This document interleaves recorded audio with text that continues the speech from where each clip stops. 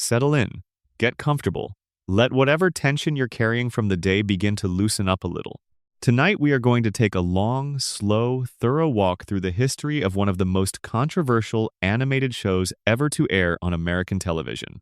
A show that debuted on the 31st of January 1999, right after Super Bowl 33, attracted an opening audience of roughly 22 million curious viewers on its first night, and then spent the next 2.5 decades systematically making almost every kind of trouble a television show can make. Family Guy, created by Seth MacFarlane. Set in a fictional Rhode Island town, the show called home the Griffin family and their talking dog. A show that was canceled not once but twice and came back from the dead both times.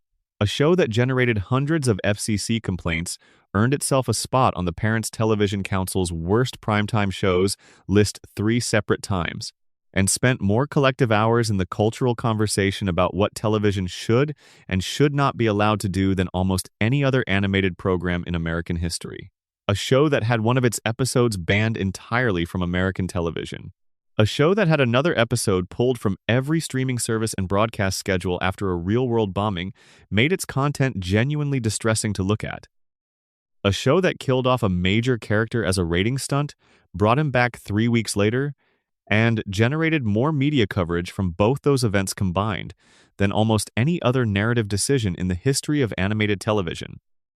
And a show that, over the course of more than 25 seasons, produced moments of genuine brilliance alongside moments of genuine carelessness, sometimes in the same episode, creating a legacy that is impossible to describe in simple terms because it contains everything from real artistic courage to spectacular bad judgment, and the long span of time across which all of it accumulated means that to tell the story properly, you have to be willing to take your time with it. This is the full story of all of it.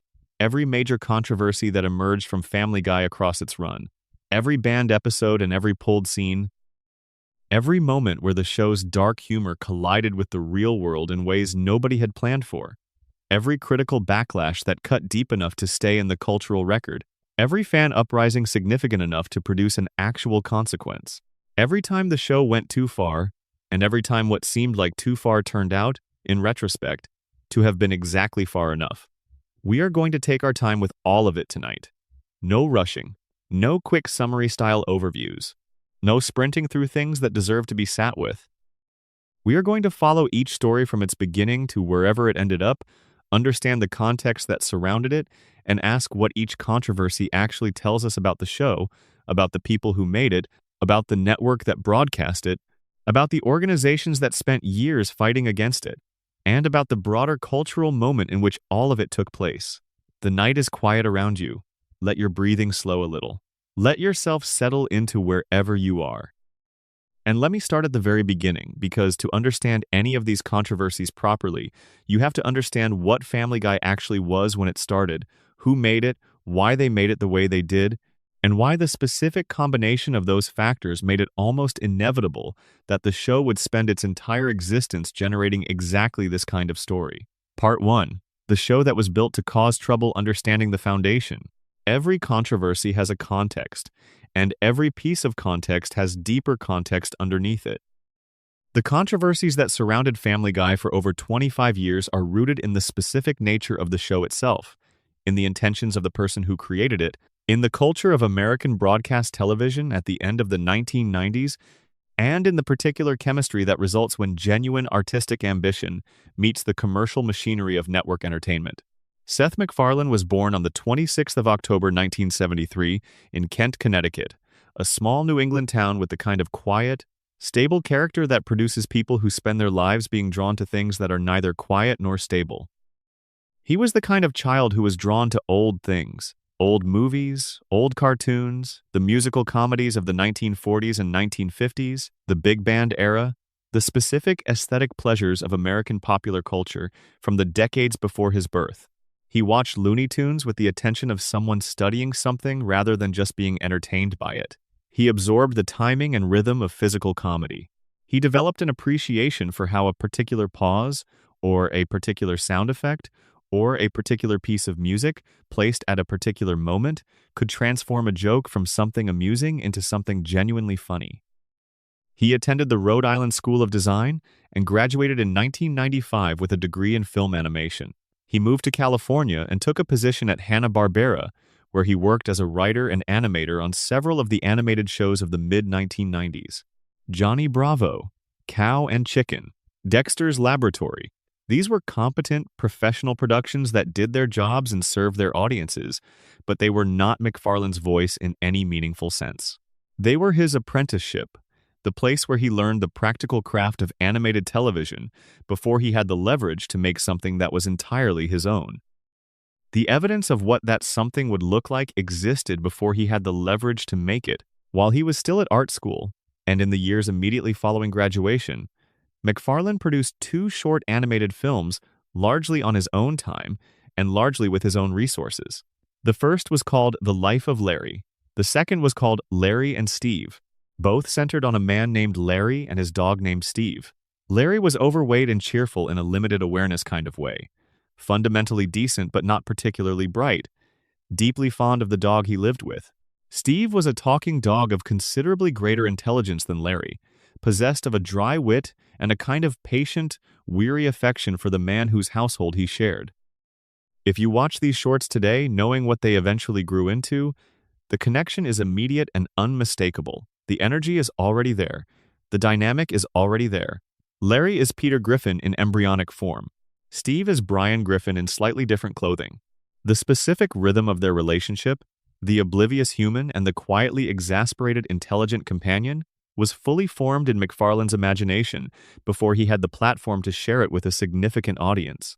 He took these characters, built a family around them, gave them a specific fictional world to inhabit, and pitched a 15-minute pilot to Fox Broadcasting in May of 1998. He was 24 years old. This is worth holding on to for a moment, because 24 is very young to be pitching a network television show, let alone to have one greenlit.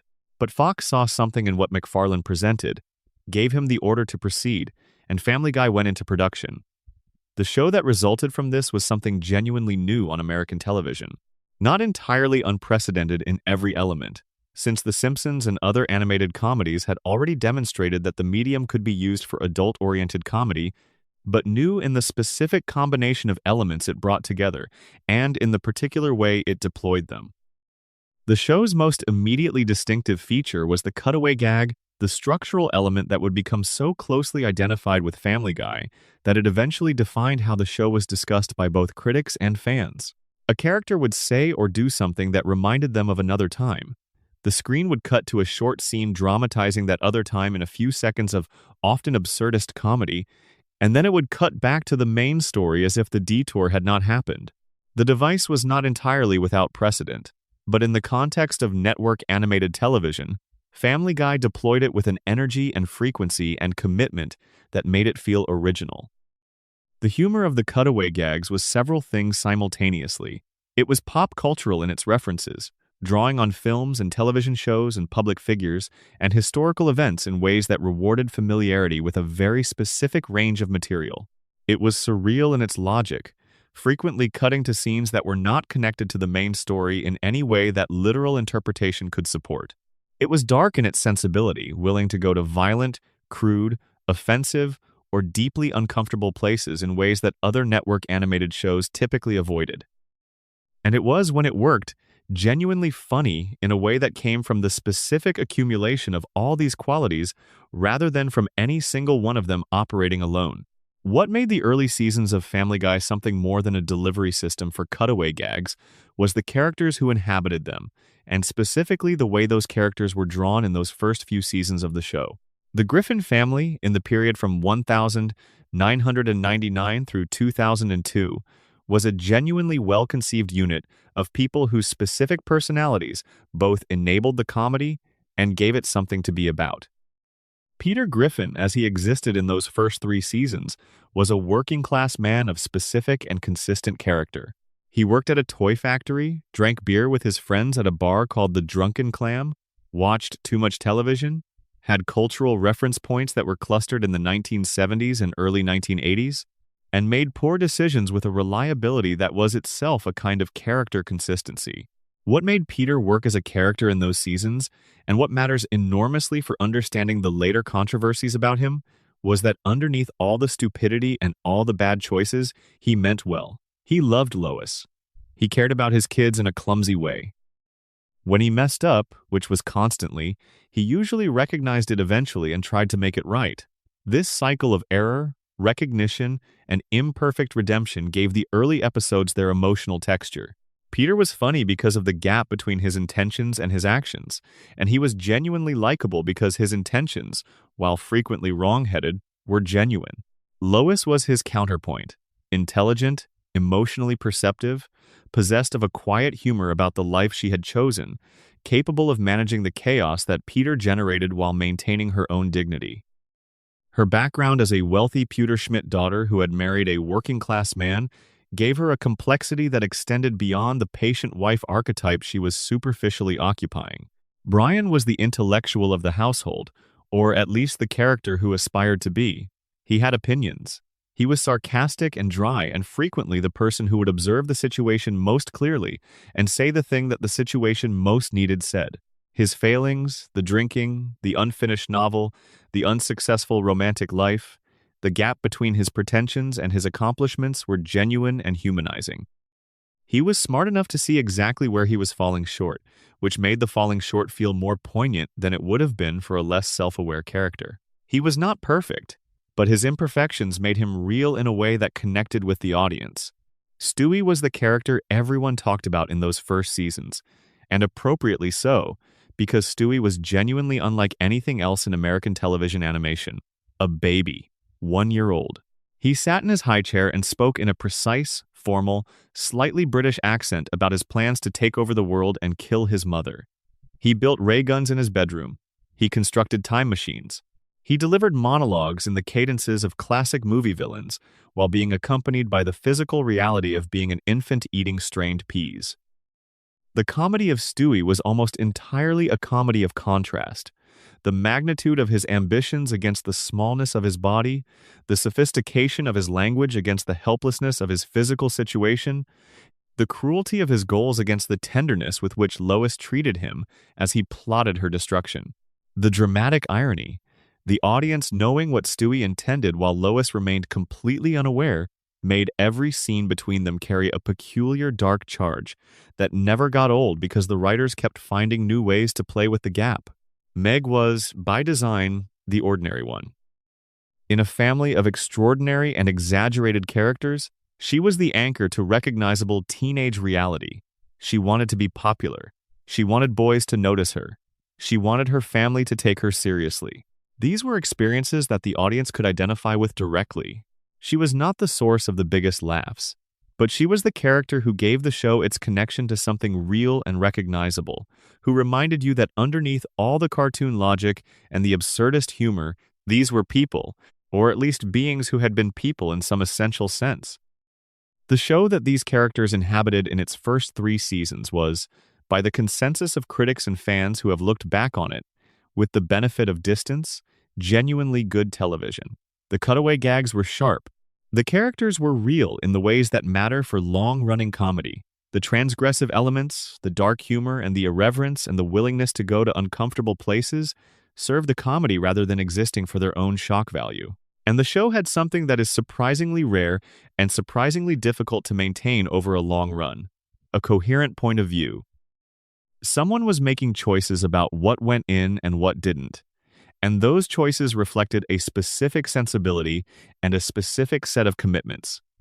That someone was, more than anyone else, Seth MacFarlane. Not just as creator, but as the voice of 4 main characters: Peter, Brian, Stewie, and Quagmire. Deeply embedded in the writing process, in story decisions, in the animation direction, in the overall creative shape of what the show was trying to be. The original writing room included Chris Sheridan, Danny Smith, Gary Janetti, Ricky Blitt, Neil Goldman, Garrett Donovan, Matt Weitzman, and Mike Barker, and these writers working closely with MacFarlane built the version of Family Guy that people remember with genuine affection. Fox's relationship with the show was troubled from early on. The network moved Family Guy to Thursday nights in its 2nd season, putting it directly against Frasier on NBC, which was then one of the most popular comedies on American television. The ratings declined. Fox moved the show again to Tuesday nights, where it competed against Who Wants to Be a Millionaire on ABC, which in 2000 was dominating primetime television at a level that made almost everything else look weak by comparison.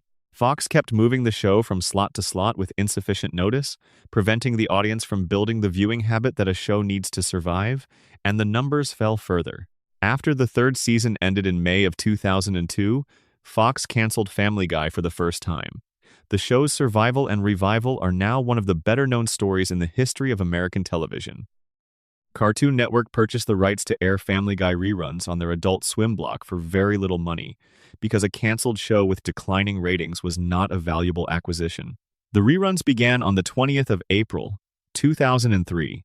Within a relatively short period, Family Guy became the highest-rated program on Adult Swim, boosting the block's overall viewership by approximately 239%. DVD sets for the first 2 seasons sold over 400,000 copies. A show that had been canceled developed a passionate cult following that turned into something more significant than a cult. Fox noticed. In 2004, the network ordered a 4th season to air in 2005. Family Guy became the only program in American television history to be successfully revived after being canceled twice, and its return was treated as a cultural event. The fan response was enormous. The hype was genuine. The show that came back in 2005 was both the same show and a different one. The same characters, the same fictional world, many of the same creative instincts. But the writing staff had changed. Because you cannot expect television writers to sit idle for 3 years waiting for a show that might never return. The tone was shifting. The cutaway gags were becoming more prominent relative to the story. The characters were beginning to drift in ways that would take years to fully manifest. The specific warmth that had characterized the early seasons was present, but thinner. And the show was going to generate controversies, some of them genuinely fascinating, and some of them troubling, and some of them simply strange, at a rate that would keep everyone in a sustained conversation about what Family Guy was, what it was trying to do, and whether it was doing anything worth the trouble it caused. Before we go any further, drop a comment below letting me know where you are and what time it is. Knowing that people from all different parts of the world settle in with this kind of long-form content is genuinely one of the best things about making it. And if you haven't subscribed yet, that small act makes a real difference in helping this channel reach people who enjoy taking their time with the stories behind the shows they grew up watching. Part 2. The first major controversy. When you wish upon a Weinstein. The first major controversy in Family Guy's history was not about violence. It was not about terrorism. It was not about death or religion or sexual content of the kind that would later become common territory for the show. It was about a song that compared Jewish people to a celestial body capable of granting wishes, and about a network that decided the song was too close to an anti-Semitic stereotype to put on the air. The episode in question is called When You Wish Upon a Weinstein. It was written by Ricky Blitt and directed by Dan Povenmire. Production code 2ACX05 places it in the 2nd season of Family Guy, intended to air around December of the year 2000, timing it to coincide with the Hanukkah season. The episode went through every stage of production. It was completed. It was ready to broadcast. And then it sat on a shelf for almost 3 years, not because it was unfinished or because of technical problems, but because Fox's network executives reviewed the finished product and concluded that it presented a commercial and reputational liability they were not willing to assume. The premise involves Peter Griffin, who has lost the family's money by purchasing insurance against volcanic eruption from a scam artist. His friends Quagmire and Cleveland explain how they improved their own financial situations by hiring advisors with Jewish-sounding names. Peter, persuaded by this logic, concludes that he needs a Jewish financial advisor. He meets and befriends a man named Max Weinstein, played by Ben Stein, himself Jewish, himself an economist, actor, and media personality of some prominence. After spending time with Max and finding him to be a genuinely decent and capable man, Peter decides that his son Chris should convert to Judaism, operating on the belief that being Jewish will automatically confer the financial intelligence and professional success that Peter wants for his son. He takes Chris to Las Vegas for a quickie bar mitzvah. Lois discovers the plan and drives through the night to stop it. The satire here operates through a standard comedic mechanism.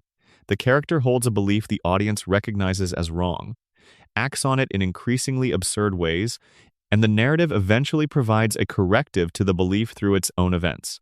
Peter's assumption that Jewish people are categorically better with money is an anti-Semitic stereotype. The show knows this. MacFarlane knows this. The writers know this. The episode deploys the stereotype in service of a satirical frame in which the stereotype is supposed to be visible as false through the comedy that results from Peter acting on it. The song at the center of the episode is called I Need a Jew. It is a parody of When You Wish Upon a Star from the 1940 Disney film Pinocchio, one of the most famous songs in the history of American popular music. MacFarlane wrote lyrics in which Peter, having prayed for a Jewish person to help him with his financial crisis, expresses his need with the earnestness of a man who genuinely believes in what he is asking for. The lyrics work through a catalog of stereotypes about Jewish people and success. And one specific line became the focal point of the network's objection. Even though they killed my Lord, I need a Jew.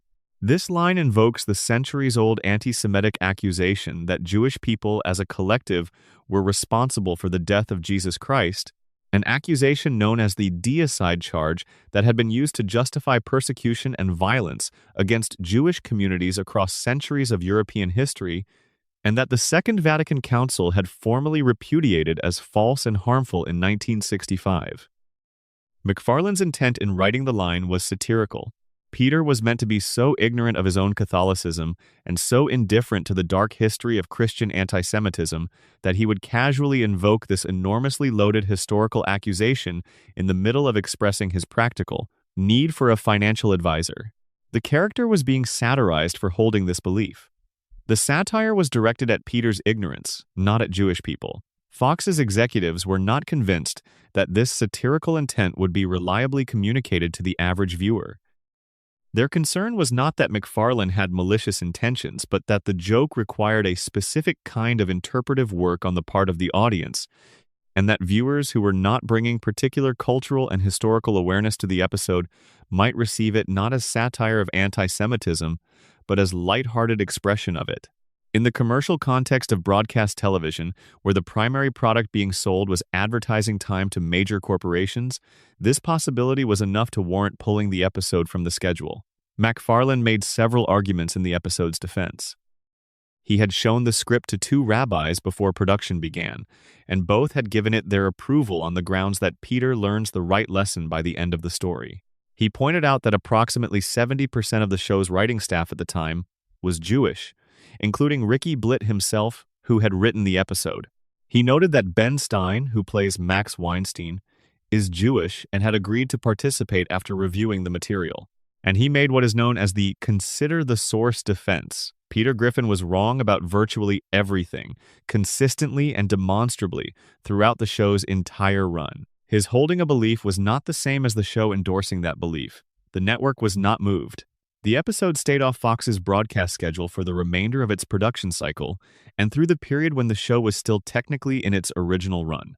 When the show moved to Adult Swim reruns following its cancellation, Cartoon Network aired the episode on the 9th of November, 2003, more than 3 years after it had been completed. The reception was mild enough to confirm that the network's fears had been somewhat overstated. The Forward, the prominent Jewish interest publication, with over a century of history, reviewed the episode and found it not necessarily demeaning to Jews, but too vapid to be funny. This assessment, while not a glowing endorsement of the episode's quality, confirmed that the feared widespread offense and advertiser crisis had not materialized. Fox eventually aired the episode on the 10th of December 2004, but not in its original form. The specific line, even though they killed my Lord, I need a Jew, was changed to, I don't think they killed my Lord, I need a Jew. MacFarlane recorded the alternate version, and this revision was used for all subsequent Fox broadcasts, Adult Swim airings, and TBS broadcasts. The revision created its own irony that many critics and fans noted at the time. The original line worked as satire precisely because it had Peter invoking a historically terrible accusation in a completely mundane context. The gap between the enormity of the deicide charge and the ordinariness of Peter's financial problem was where the comedy lived. The revised line replaced this with Peter getting the theology approximately correct. If Peter doesn't believe Jewish people killed Jesus Christ, then his overall characterization of Jewish people as mystical financial wizards who can solve his money problems looks less like ignorance being mocked and more like a somewhat eccentric but detached financial strategy. The satirical frame weakens. What remains is primarily the stereotype, now standing without the context that was supposed to qualify and undermine it. There is also a small but notable artifact of the revision's incompleteness. TBS airings of the episode show the original line in closed captioning while the audio plays the revised version, because the caption track was apparently generated from the original script and never updated to match the audio edit. A viewer watching with captions could read what was originally written while hearing something different. It is a small visible seam in the history of the episode's complicated journey from production to broadcast. The legal dimension of the controversy extended beyond the network's decisions about what version to air. In October of 2007, a music publishing company called The Bourne Company, which holds the copyright to When You Wish Upon a Star, filed a lawsuit against Fox, Cartoon Network, and McFarlane's production company. The argument was that the parody I Need a Jew had damaged the reputation of the original song. Parody is specifically protected under the fair use doctrine in American copyright law, and the case was decided in March of 2009 when the court ruled in favor of Fox and McFarlane, finding that the episode's use of the song fell within the protection that fair use provides to transformative works. The lawsuit had been a plausible legal theory even if ultimately unsuccessful, and its existence added another layer to the episode's already complicated story. The episode today can be found on streaming services and has been part of Family Guy's catalog for many years. Watching it now, from the distance of more than 2 decades, it is not the show's finest work by a significant margin. The comedy is broader than the early show's best episodes, and the satirical framing, while genuinely present in the episode's structure, does not come through as cleanly as McFarlane had apparently intended. But it is also clearly not the document of anti-Semitic belief that the network's caution had implied it might be received as. It is a fairly crude comedy about ethnic stereotypes that is trying to do something specific with those stereotypes and not quite achieving the clarity it was reaching for. What the When You Wish Upon a Weinstein controversy established was a dynamic that would define Family Guy's entire relationship to its own cultural impact for decades. The show would produce content that pushed at limits. The network would sometimes try to restrict that content. McFarlane would publicly position his show as the brave creative force being held back by institutional timidity. This narrative would be useful to the show's identity regardless of whether it was entirely fair in any given case. And the resulting tension would generate publicity that, paradoxically, built the show's reputation as a boundary-pushing program worth following even among viewers who never watched the specific episodes that generated the controversy. The first controversy was about a song. The next was about something considerably more politically charged than a song, and the response to it would be considerably more comprehensive. Part 3. The only banned episode, Partial Terms of Endearment. There are delays, and then there are bans. When You Wish Upon a Weinstein was a delay. The episode was held for 3 years and then aired with modifications. Partial Terms of Endearment is a ban. The episode was never broadcast on American television after it was produced, has not been broadcast in the 15-plus years since, and there is no current indication that this will change. The episode was written by Cherry Shevapravat Dumrong, one of the show's most experienced writers, and directed by Joseph Lee. It was produced during the 8th season of Family Guy, which ran in 2009 and 2010. The announcement that Fox had refused to air it came before the season even began broadcasting. The Family Guy creative team disclosed the ban at San Diego Comic-Con in 2009, presenting it with a quality that was equal parts genuine frustration and the kind of pride that comes from having made something a major broadcast network was afraid to put on the air. The episode's subject matter is abortion. Specifically, it places Lois Griffin in a situation where she has agreed to serve as a surrogate mother for an old college friend named Naomi, played by Paget Brewster, who is married to a man named Doug, played by Dana Carvey. Naomi and Doug have been unable to conceive naturally and are looking for a surrogate. Lois, moved by the reconnection with an old friend and by a desire to do something meaningful, agrees. The pregnancy begins. And then, partway through the episode, Naomi and Doug are killed in a car accident. This leaves Lois in a situation of genuine moral complexity. She is carrying a baby that the biological parents wanted and planned for. She agreed to do this as a gift to friends who no longer exist. The baby she is carrying would, if brought to term, need either to be kept by a family that never planned for this pregnancy or to be placed for adoption with strangers.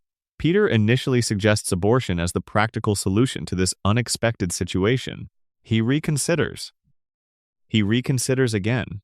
The episode works through the arguments from multiple directions, presenting different perspectives with a level of good faith that is unusual for Family Guy's typical approach to difficult subjects, and ultimately ends with the situation left genuinely open rather than resolved with a clean authorial statement. The episode does not declare itself for one position or the other. It lets the complexity stand. The BBC Three channel in the United Kingdom aired the episode on the 20th of June 2010 in a primetime slot at 10:30 in the evening. Approximately 1 million British households watched it. British critics received it generally positively, noting that the episode handled difficult material with more nuance and care than the show's usual approach to controversial subjects. The episode was not a scandal in the United Kingdom.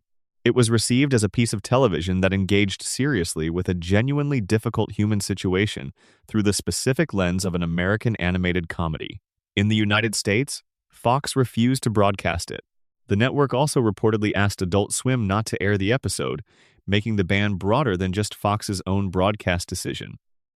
The stated reasoning was essentially that the subject of abortion was too politically charged and too divisive in American culture for a broadcast network comedy to navigate safely. Whatever position the episode appeared to take, or even if it appeared to take no clear position, some significant portion of the audience would find it objectionable. The commercial calculus was that no level of viewership or critical acclaim justified the controversy this episode would generate when broadcast on an American network. The episode appeared in the Season 8 DVD box set, which was sold in the United States. This created a genuinely peculiar situation. An episode banned from American television was simultaneously available for purchase at American retail stores. The ban was on broadcast, not on possession or access, which reflects the specific regulatory and commercial logic of network television, but has become increasingly difficult to explain in a media landscape where broadcast is only one of many ways people consume television content. The episode has not appeared on Hulu, the primary American streaming home for Family Guy, and there is no current indication that it will. It is the one permanent gap in an otherwise comprehensive streaming catalog. What the partial terms of endearment ban reveals more clearly than any other single event in the show's history is the specific topology of what American broadcast television considers manageable controversy. The show had produced, by the time this episode was banned, more than 8 seasons of content that included graphic cartoon violence, crude sexual humor, drug and alcohol references, mockery of racial communities and religious institutions, and a continuous stream of material that the Parents Television Council was documenting and formally complaining about. None of that had resulted in a ban. What resulted in a ban was an episode that engaged seriously with a politically sensitive subject and declined to provide a clear answer. This tells you something important about how the specific culture of American broadcast television works. Violence, even relatively graphic animated violence, is more commercially manageable than politics. Crude sexual humor is more manageable than reproductive rights. A network can defend broadcasting crude content on the grounds that it is clearly comedy and clearly not intended to be taken seriously. A network cannot defend broadcasting an episode about abortion on the same grounds, because abortion is the subject in American public life that people take most seriously, that they disagree about most profoundly, and that television networks have learned over decades to either handle with extraordinary care or avoid entirely. The ban has now lasted over 15 years. There is no public indication from Fox, from Seth MacFarlane, or from anyone else currently involved with the show that this will change. Partial terms of endearment remains the one permanent scar on Family Guy's otherwise complicated but ultimately survivable relationship with the institution of American broadcast television. The irony that critics observed at the time, and that has only become clearer with the passage of years, is this. The episode that Family Guy produced, that was most thoughtful, most genuinely nuanced, Most careful in its engagement with a difficult human situation was the episode that was deemed too sensitive to air. Years of content that was crude and careless and sometimes genuinely harmful aired without restriction. The one episode that actually tried to take something seriously got banned. Part 4. The edits nobody asked for September 11th and retroactive sensitivity. There is a particular kind of historical accident that happens when a television show produces content in the months before a world-changing event. The content is made in one context. It encounters its audience in a completely different one. And sometimes the gap between those two contexts is so profound that the content becomes impossible to broadcast without generating a reaction that nobody anticipated when it was written, recorded, animated, and completed. Family Guy experienced this in a particular and painful way in the aftermath of the 11th of September 2001 attacks on the World Trade Center and the Pentagon. The show had been canceled by that point, and the Adult Swim era had not yet begun. But content was being prepared for DVD release and for the Cartoon Network reruns that would eventually revive the show's fortunes. Some of that content had been produced in the world as it existed before September 11th, with assumptions about what imagery was available for comedy that the attacks had permanently changed. The most visible of the changes affected When You Wish Upon a Weinstein. In its original version, the episode contains a scene in which Stewie is at an airport, attempting to get through security with a bag full of weapons. He performs a song and dance number to distract the security guards, succeeds in getting his weapons through, and then makes a quip about Osama bin Laden using the same technique to evade airport security. The joke was purely absurdist in the context of its original production. A baby smuggling weapons through airport security, making a casual reference to the world's most wanted terrorist, as a way of grounding the absurdism in a recognizable real-world reference. In the pre-September 11th world, airport security failures and Osama bin Laden were both real things that existed in the news, but they had not yet been fused together in the single most traumatic act of mass violence on American soil in a generation. After September 11th, the scene could not exist in broadcast form. The reference to Osama bin Laden in the context of airport security being evaded, even in a clearly absurdist animated context, sat in a register that could not be comedy in the immediate aftermath of the attacks. The scene was removed from all subsequent broadcasts and from the initial DVD release. It has since appeared in some contexts and can be located by viewers who look for it, but for a significant period it simply did not exist in any commercially available version of the episode. The episode The Sun Also Draws contained a Brian Griffin musical number with a reference to the World Trade Center. This was edited out of broadcast versions following the attacks, though it was eventually restored. Various other scenes across multiple episodes were modified or removed, based on sensitivity judgments that the attacks had made necessary, in ways that had not been anticipated during production. The very first episode of the show, Death Has a Shadow, contained a scene involving a JFK Pez dispenser, designed so that pulling the lever dispensed candy through the back of the head, a dark joke about the Kennedy assassination that was edited from Moda, Fox, and Adult Swim airings not because of September 11th, but because of the specific ongoing sensitivity around Kennedy assassination imagery that had never fully healed in American culture. These changes, considered together, reveal something important about how comedy and history interact in the specific context of broadcast television. The Pez dispenser joke required decades of historical distance before Kennedy assassination references could be approached in comedy at all, and even then the approach had to be managed carefully. The September 11th material required management in real time, within months of the events, without the luxury of the historical distance that typically allows dark comedy to become possible. What distinguishes these edits from simple censorship is that nobody in the creative team was trying to do something harmful when they wrote the original content. The Osama bin Laden airport security quip was absurdist comedy operating in a pre-September 11th world. The Kennedy Pez dispenser was dark comedy about an assassination that by the late 1990s was far enough in the past to be available for certain kinds of comedy. Both pieces of content became differently contextual, not because of anything the show did, but because of what the world did. The edits were not corrections of poor judgment. They were acknowledgments that the world had changed around content that had been made in an earlier version of the world. The September 11th edits established something that would prove important later: the precedent that Family Guy's content was not fixed. The archive could be modified. The catalog could be managed in response to external events. Content that existed in one context could be withdrawn from public availability when context changed sufficiently to make that withdrawal warranted. This precedent would be invoked again, more publicly and more dramatically, when the next major collision between Family Guy's content and real-world tragedy occurred. That collision would happen on the 15th of April, 2013, in Boston, Massachusetts. Part 5.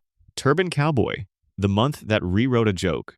Of all the stories in Family Guy's controversial history, the one involving the Boston Marathon episode of 2013 is the most dramatically painful and, in certain ways, the most clarifying about the specific vulnerability of dark comedy in the specific conditions of contemporary media.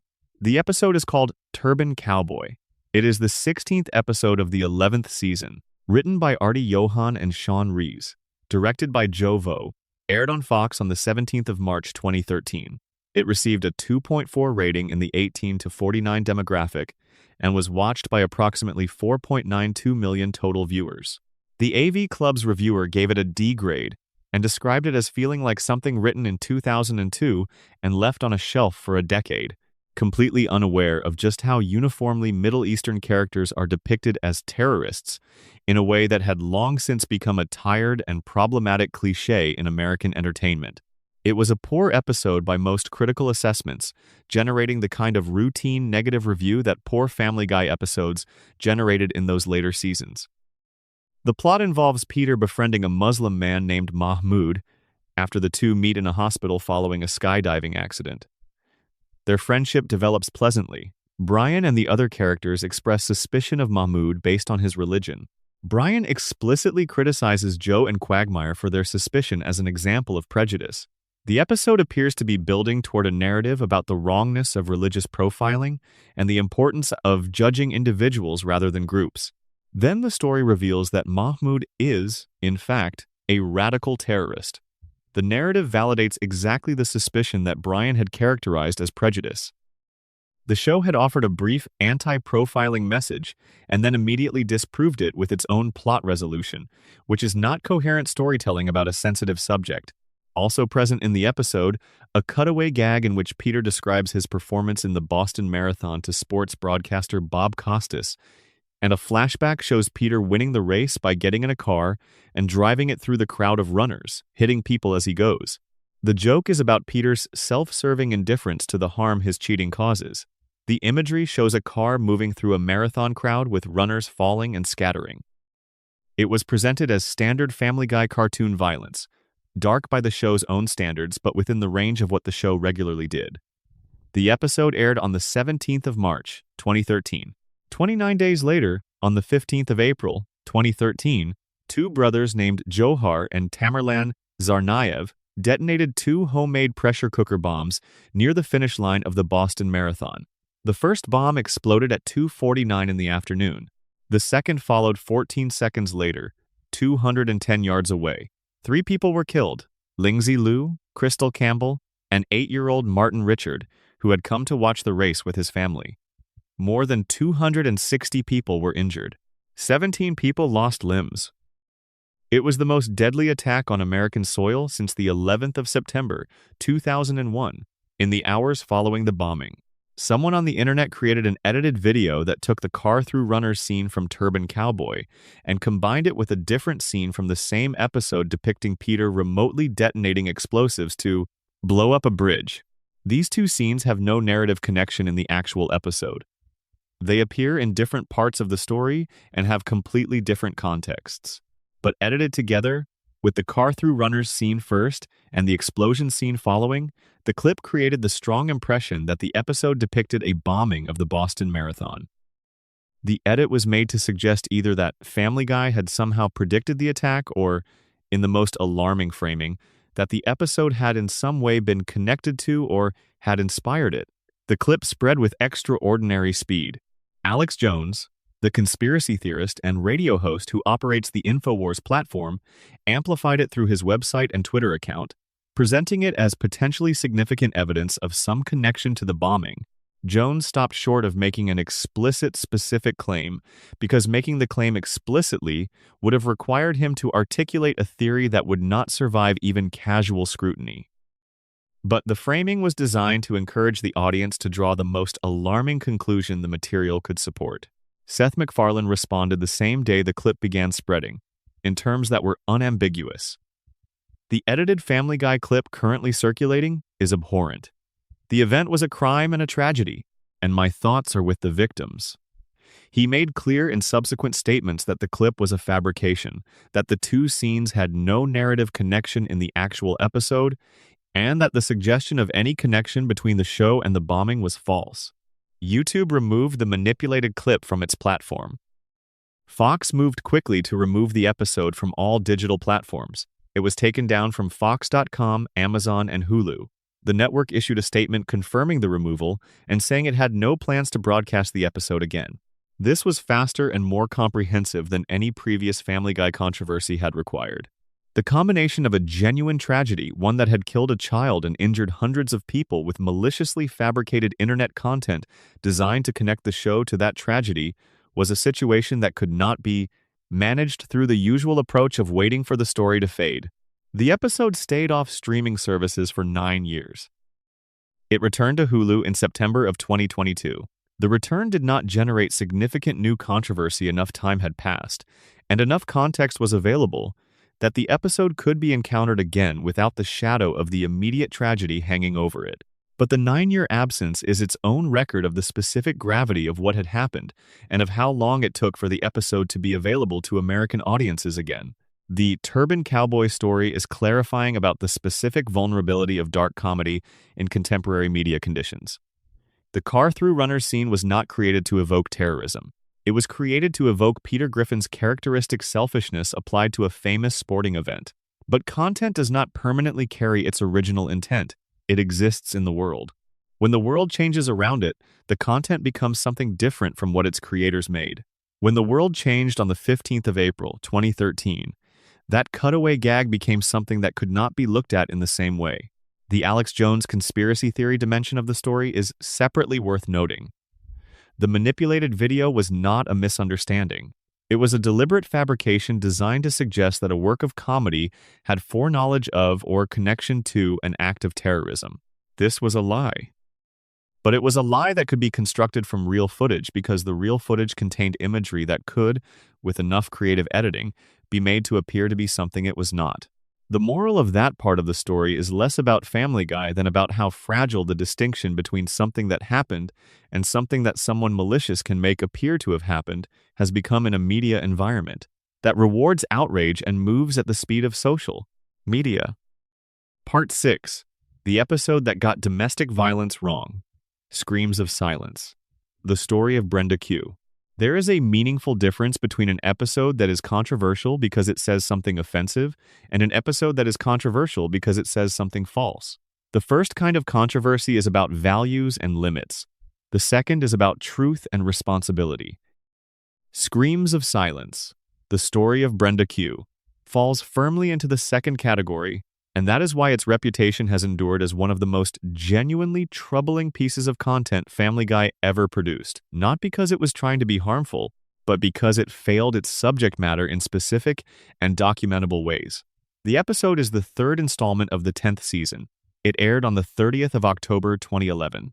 It was written by Alex Sulkin and directed by Dominic Bianchi. Caitlin Olsen, known primarily for her work as Dee Reynolds on It's Always Sunny in Philadelphia, guest-voiced Quagmire's sister Brenda. The episode was watched by approximately 5.97 million viewers in its original broadcast. The premise: Quagmire discovers his sister Brenda has a boyfriend named Jeffrey Fiekelman, voiced by Ralph Garman, who is physically and emotionally abusive toward her. Quagmire, Peter, and Joe try to convince Brenda to leave Jeffrey. When she refuses, the three men decide to murder Jeffrey as the solution to the problem. The episode follows their planning and execution of this solution. The controversy is not primarily about the murder subplot.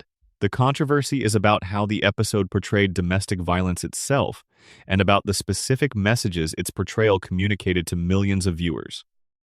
Domestic violence advocacy organizations and critics identified several specific problems. The most fundamental was that Jeffrey's abuse was depicted as entirely public and obvious. He hit Brenda in front of other people. He was loudly aggressive and visibly threatening in every social setting.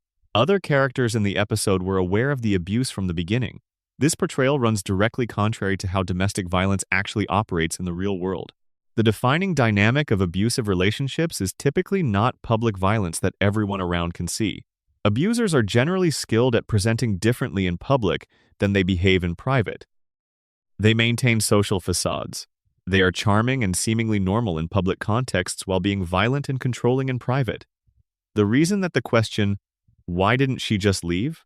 is such a persistently harmful framing of domestic violence situations is that it ignores the complex reality of what makes leaving genuinely dangerous and difficult: fear of escalating violence, financial dependency, psychological conditioning, social isolation, the practical difficulty of finding safe housing and support, and the well-documented reality that the most dangerous period for survivors of domestic violence is often the period immediately following separation from an abuser. By depicting an abuser who was obviously and publicly violent, the episode inadvertently created a version of domestic violence that was simpler to recognize and theoretically simpler to respond to than the real phenomenon. In the episode's world, everyone around Brenda knows what is happening to her, which means the barrier to intervention is not the usual barrier of hidden private violence, but something more like collective social failure. This shifts the moral weight of the situation in ways that do not reflect how real domestic violence situations typically function. The second problem was more directly harmful in its messaging. Early in the episode, Peter describes Brenda's situation by noting that she has gotten a lot better. The joke is that Brenda has improved her behavior to the point where Jeffrey hits her less frequently. This frames the frequency of the abuse as a function of Brenda's behavior rather than Jeffrey's. This is precisely the victim-blaming narrative that decades of domestic violence, education, and advocacy work has strenuously worked to counter. The show deployed it as a straightforward joke in the voice of its protagonist. Brenda makes statements in the episode that reinforce this framing. She describes Jeffrey's violence in terms that suggest she partly understands herself as responsible for it. This psychological pattern is real. Survivors of domestic violence do sometimes internalize blame for what is happening to them, and this internalized blame is itself a product of the manipulation and conditioning that abusers use as tools of control. But the episode does not frame Brenda's self-blame as a consequence of trauma and manipulation. It presents it as something closer to an accurate assessment of her situation. The line, "Jeff's sweet. You don't see how gentle and softly he hits me when we're alone," was widely quoted in critical coverage as an example of the episode treating victim-blaming logic as if it were reasonable. The intervention scene in which Quagmire, Peter, and Joe confront Brenda and attempt to persuade her to leave Jeffrey was the moment that critics and advocates found most directly problematic. The scene essentially argues that Brenda is choosing to stay in an abusive relationship and that this choice is her own failing, one she should correct through better judgment. The clinical and experiential reality of domestic violence, established through decades of research and survivor testimony, is that the decision-making framework available to people in abusive relationships is not a free decision-making framework in the way that the episode implies it is. The response from critics and advocacy organizations was immediate and substantive. Jezebel's Review called the episode the first of many disgusting non-jokes. The AV Club's reviewer wrote that the episode exemplified the specific hazards of Family Guy attempting serious drama. It disabled the show's comedic strengths, without replacing them with the tools and sensibility required to handle genuinely serious subject matter. Multiple domestic violence organizations issued public responses expressing concern about the episode's messaging. Caitlin Olsen's voice performance was praised even by critics who were strongly negative about the episode overall. She found genuine complexity in Brenda, the coexistence of love and fear, the denial that functions as psychological protection, the flashes of awareness about her situation that surface and are suppressed. Her performance demonstrated what a more carefully written episode might have achieved. In 2014, a revised version of the episode was produced and eventually aired, with changes designed specifically to address the most prominent criticisms. In the revised version, Jeffrey's abuse is less obviously public, creating a more realistic portrayal of how abusers typically present. Some scenes that most directly reinforced victim-blaming framings were modified or rewritten. The revised version has largely replaced the original in subsequent broadcasts. The production of a revised version is its own form of acknowledgement that the original had problems requiring correction. The acknowledgement came 3 years after the original aired, but it came. And the fact that the show eventually recognized what it had gotten wrong and tried to fix it is meaningful, even if the timing was not what it should have been. Screams of Silence reveals a specific hazard of being a show built on the principle of going anywhere and doing anything. Going anywhere eventually means going somewhere that requires more care and more skill than the show had developed. The domestic violence survivors who watched this episode and recognized the victim-blaming framing from their own lived experience deserved better. The failure was not one of malice.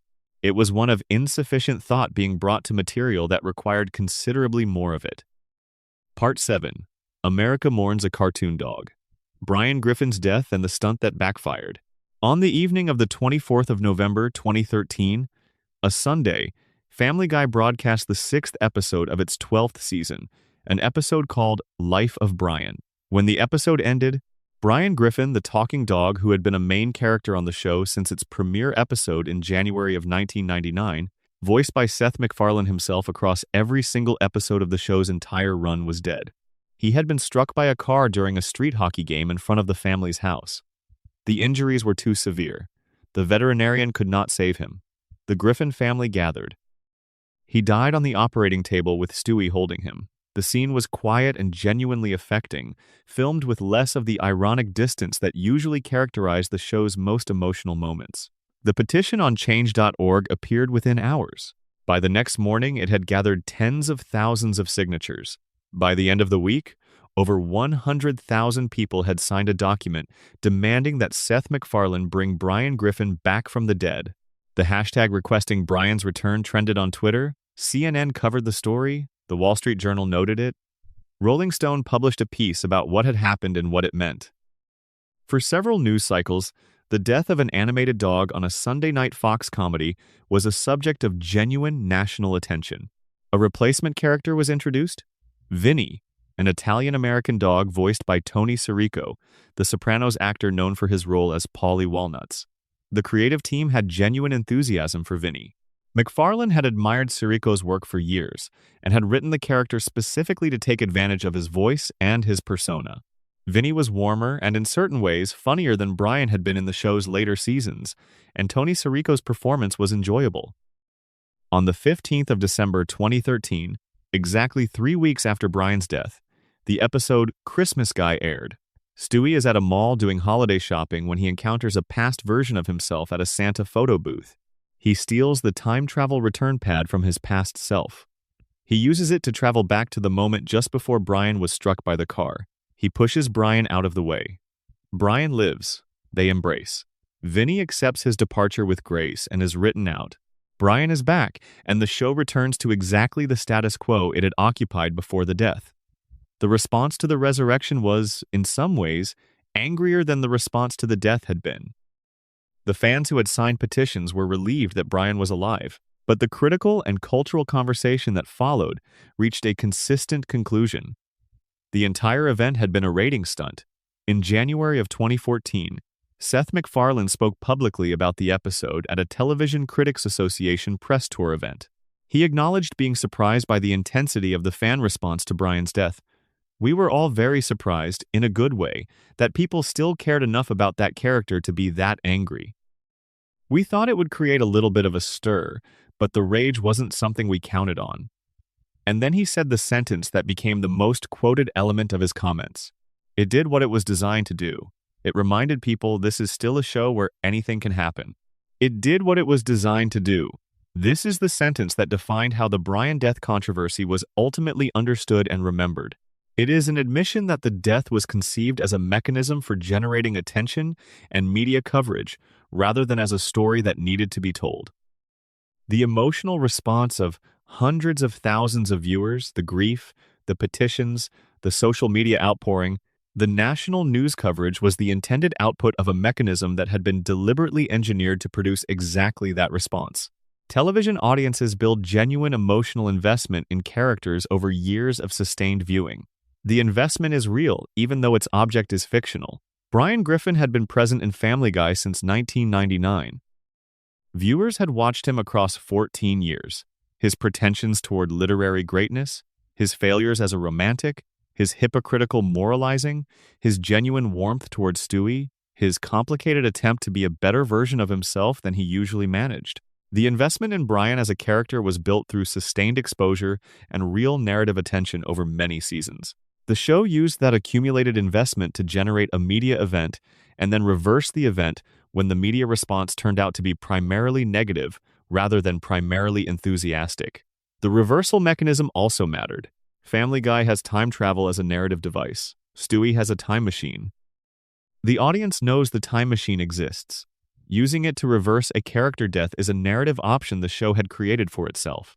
But using that option to reverse a death that was publicly described as permanent, doing so within 3 weeks, and then explaining the reversal primarily in terms of fan response and commercial considerations, this stripped the original event of any lasting significance it might have claimed. Executive producer Steve Callahan had told Entertainment Magazine, before the resurrection, that the creative team always makes choices that work to the greatest benefit of the series. Many critics and viewers concluded that the resurrection was an acknowledgement that the death had not worked to the greatest benefit of the series, that the attention it generated had been the wrong kind, and that undoing it was the commercially rational response to a commercial decision that had produced an unwanted result. The Brian death controversy is, in retrospect, the moment in Family Guy's history that most clearly illustrated the gap between what the show had been and what it had become. The show, at its best, had been one that earned its emotional moments through good writing and genuine character development. The Brian death stunt was the show claiming the emotional weight of something it hadn't earned and then retreating from the claim when the audience noticed the gap. Part 8. Faith Under Siege. Religion, atheism, and the show that kept swinging. Family Guy engaged with religion from its first season and never stopped. Seth MacFarlane grew up nominally Episcopalian and has identified publicly as an atheist for most of his adult career. His skepticism about religious belief was genuine and consistently expressed. The show reflected this in its content with a regularity that made the religious community's opposition to Family Guy one of the longest-running and most consistent subplots in the show's controversial history. The episode that generated the most sustained and serious controversy about the show's handling of religion was Not All Dogs Go to Heaven, which aired on the 29th of March 2009 as the 11th episode of the 7th season. The premise?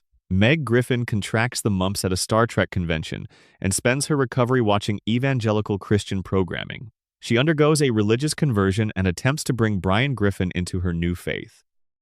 When Brian repeatedly refuses, and Meg discovers he is an atheist, she publicizes his atheism to the community, causing the town to turn against him. Brian becomes a social pariah. He eventually feigns conversion to regain access to alcohol, goes with Meg to a book-burning ceremony, and ultimately breaks his pretense by arguing directly against faith in a final confrontation. The episode drew criticism from multiple ideological directions simultaneously, which is somewhat unusual and suggests it managed to be genuinely unsatisfying across a wider range than most Family Guy controversies.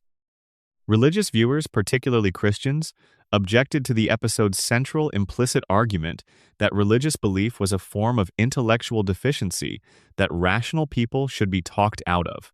The book-burning sequence, in which Meg and other newly devout townspeople gather to destroy copies of On the Origin of Species, A Brief History of Time, and a first-grade logic textbook, was cited as an unfair caricature that reflected a cartoon version of the most extreme end of American religious culture, rather than an understanding of how most believers actually live their faith.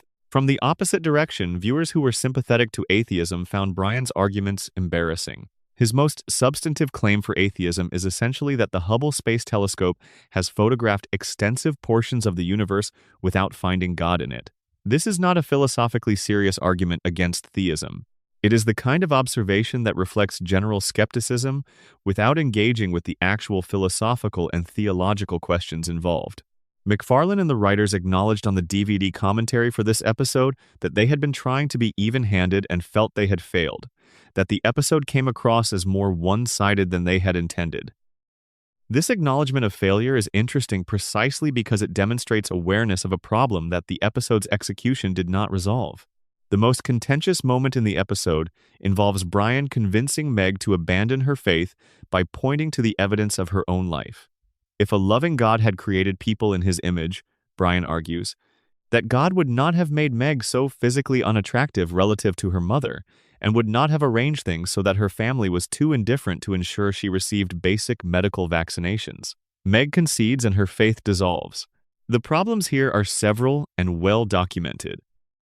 The argument is theologically shallow, essentially an argument from personal misfortune suggesting that individual adverse experiences disprove God's existence, which is not a version of the argument against theism that anyone who has engaged seriously with the subject would endorse.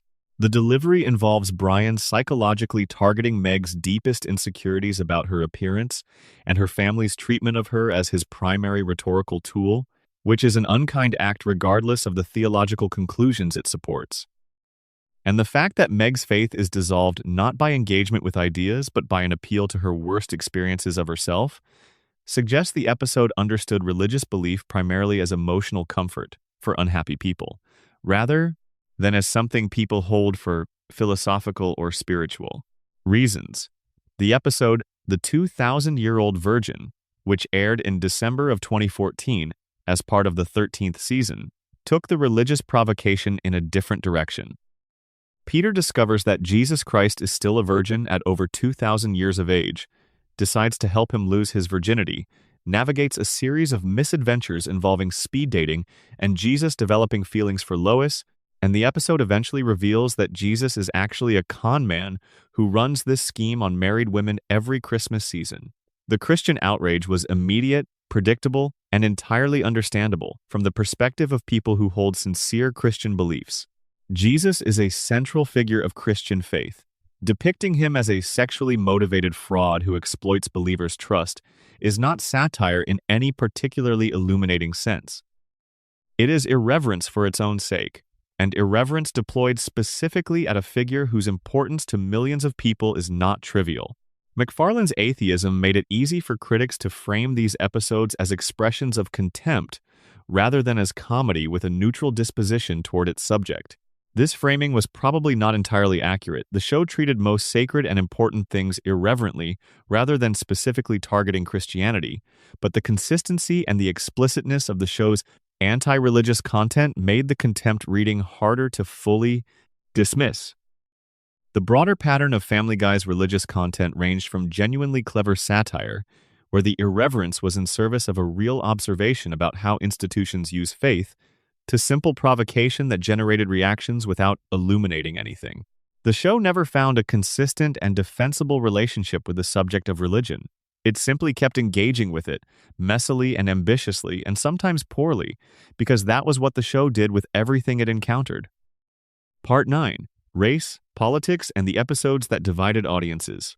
Family Guy's engagement with race was perhaps its most complicated ongoing controversy, more diffuse than a single banned episode, more sustained than a single critical backlash, more genuinely unresolved than almost any other aspect of the show's history. The show existed in a position that created specific difficulties. Built primarily by white creators, featuring a black main character in Cleveland Brown, operating in an animated medium with a complicated racial history, and producing content that oscillated between genuine racial satire and lazy stereotype deployment, sometimes within the same episode or even the same scene. Road to Germany, which aired in October of 2008 as part of the 7th season, represents the most ambitious attempt the show ever made to engage with historical material involving ethnicity and genocide. Mort Goldman, the show's recurring Jewish neighbor, depicted throughout the series with a set of ethnic stereotypes that would register uncomfortably in many current contexts, accidentally activates Stewie's time machine and travels to Warsaw, Poland, on the 1st of September 1939, the day Germany invaded Poland, beginning the Second World War. Stewie and Brian travel back to rescue him. The episode follows the three of them escaping Nazi-occupied Poland and Germany, disguising themselves as German soldiers, stealing uranium from a German facility, and eventually encountering Adolf Hitler in person. The episode was well reviewed, and was submitted for Emmy consideration when Family Guy received its historic 2009 nomination for Outstanding Comedy Series, the first animated show nominated in that category since the Flintstones in 1961. By the show's own creative standards, it was considered among its best work. The discomfort was real and deserved acknowledgement. Mort Goldman, throughout his appearances on the show, was defined largely by ethnic stereotype: anxious, hypochondriacal, financially careful in ways that drew on a specific repertoire of Jewish characterizations. Placing this stereotype-defined character at the center of a Holocaust narrative, using his Jewishness as the source of the mortal danger he is in, creates a tension between the episode's genuine cleverness and the discomfort of watching comedy organized around the systematic murder of Jewish people. The episode manages this tension better than it might have in less careful hands, but it does not fully resolve it. A Shot in the Dark aired on the 13th of December 2015 and was the more direct and more contentious racial politics episode. Originally produced under the title Stand Your Brown, a play on Stand Your Ground, and the surname Brown, the episode was explicitly inspired by the 2012 killing of Trayvon Martin by Neighborhood Watch volunteer George Zimmerman and the 2013 acquittal that followed. Peter forms a neighborhood watch after his couch goes missing from his front lawn. On patrol one night, he spots what appears to be a person breaking into Cleveland's house through a window and shoots them. The person turns out to be Cleveland Brown Jr., Cleveland's teenage son, who was entering through the window because Cleveland had instituted a household rule against using the front door to conserve air conditioning. The shooting was entirely accidental, with no racial motivation in any way the episode's internal logic establishes. Cleveland accuses Peter of racism. The town turns against Peter. Legal proceedings begin. The episode follows Peter's attempts to prove the innocence of his intent, and eventually resolves when Cleveland accepts that Peter's stupidity rather than his racism was the cause, then uses a public media moment to make the story disappear by claiming responsibility himself, observing that allegations of black-on-black crime generate less media interest. Critics who were troubled by the episode objected primarily to its framing. Making the racism accusation unfounded within the narrative made the episode appear to take a specific political position on the Trayvon Martin case, rather than to examine that case from a neutral position. The Martin killing was and remains a deeply contested event. By resolving its parallel narrative clearly in favor of the accused, the episode seemed to be doing something more specific than satire. Defenders argued that the satire was directed at media behavior rather than at the underlying reality of racial violence, that the episode was examining how news coverage of racial incidents develops, how accusations get amplified before evidence is examined, and how the media's interest can be manipulated by changing the narrative frame. This reading has genuine merit in places. The difficulty is that these two readings of the episode are not equally supported by what the episode actually shows. A satire of how media narratives around race can distort reality would require a central incident that is genuinely ambiguous. An episode that resolves clearly the shooting was an accident, the racism accusation was wrong, is not ambiguous. The episode makes a choice, and the choice has a political valence that the show's defenders cannot fully explain away. The episode's broadcast was delayed twice before it aired, once because of the November 2015 terrorist attacks in Paris, and once because of the December 2015 mass shooting in San Bernardino, California. The two delays were evidence that the show's production team recognized they were handling material that was sensitive to real-world events. Whether the final product was adequate to that sensitivity remains contested. Part 10. The Meg Griffin story when a joke became something else. The most sustained and most entirely self-generated controversy in Family Guy's history, one that did not involve external events, network decisions, or anything other than what the writers chose to write and the producers chose to air season after season, is the treatment of Meg Griffin across roughly 10 years of the show's run. Meg begins as an elegant and genuinely thoughtful character concept, the ordinary teenager in an extraordinary family. In the first 3 seasons, this works beautifully. The comedy of Meg is not that she is bad or unworthy. It is that she is normal, and normality in the Griffin household is its own peculiar experience. She wants to be popular. She wants boys to notice her. She wants her family to pay attention to her. These are things that actual teenagers feel. They give the show its emotional anchor with the audience and remind you that under all the animation and the cartoon logic, these are people, or at least beings who have been people in some essential sense. The change began after the revival in Season 4 and built across subsequent seasons in a way that can be tracked incrementally if you are inclined to track it. The jokes about Meg's ordinariness became jokes about her ugliness, then about her unworthiness, then about her deserving of contempt, then about her deserving of abuse. By seasons 8 through 14, roughly from 2010 to 2016, Meg's treatment had become one of the defining features of the show's weekly content. Peter made extended statements about wishing she did not exist. The family would forget she was present in conversations and express relief when reminded she was absent. Physical harm to Meg was depicted for laughs regularly. A flashback presented Peter and Lois attempting to abandon infant Meg at a fire station as a comedic beat. The Season 10 episode, Seahorse Seashell Party, is the most analyzed moment in this arc. The episode is set during a hurricane that traps the family inside together. Meg, accumulating everything she has experienced across years of being the household's designated target for abuse, reaches a breaking point. She confronts her family. She delivers specific, accurate accusations about each of them. The scene is emotionally powerful in a way that surprises viewers who have been watching the show's usual approach. It feels like the show acknowledging that what has been done to this character was wrong. Then the episode turns. With Meg no longer absorbing the family's dysfunction, the family begins directing it at each other. Without their designated recipient, the Griffin household falls apart. The episode ends with Meg voluntarily taking back everything she said and returning to her role as the family's punching bag. She explains to Brian that her family needs her to be what she has been, that her absorbing their cruelty keeps everything else functional. The critical response to this ending was among the most sustained and serious negative commentary about a Family Guy creative decision in the show's entire run. Critics found the message actively harmful. The episode told millions of viewers that victims of sustained family abuse should accept their role because their suffering serves a functional purpose for their abusers, that standing up for yourself is selfish because it disrupts the people who were hurting you, and that the correct response to years of mistreatment is to return to the mistreatment in order to protect those who were delivering it. Whether the writers intended to communicate this message is separate from whether the episode communicated it. It did, clearly. Meg says it directly. She returns to her role. The show does not comment on whether this is wrong. The rehabilitation eventually came, largely driven by the addition of more women to the writing staff who pushed back against the Meg abuse storylines from within. By around season 14, the extreme cruelty had begun decreasing. By season 22, it had largely stopped. Episodes began giving Meg agency and dignity. The character, who had been defined for a decade primarily by her suffering, began to emerge as something more interesting. The recovery was real.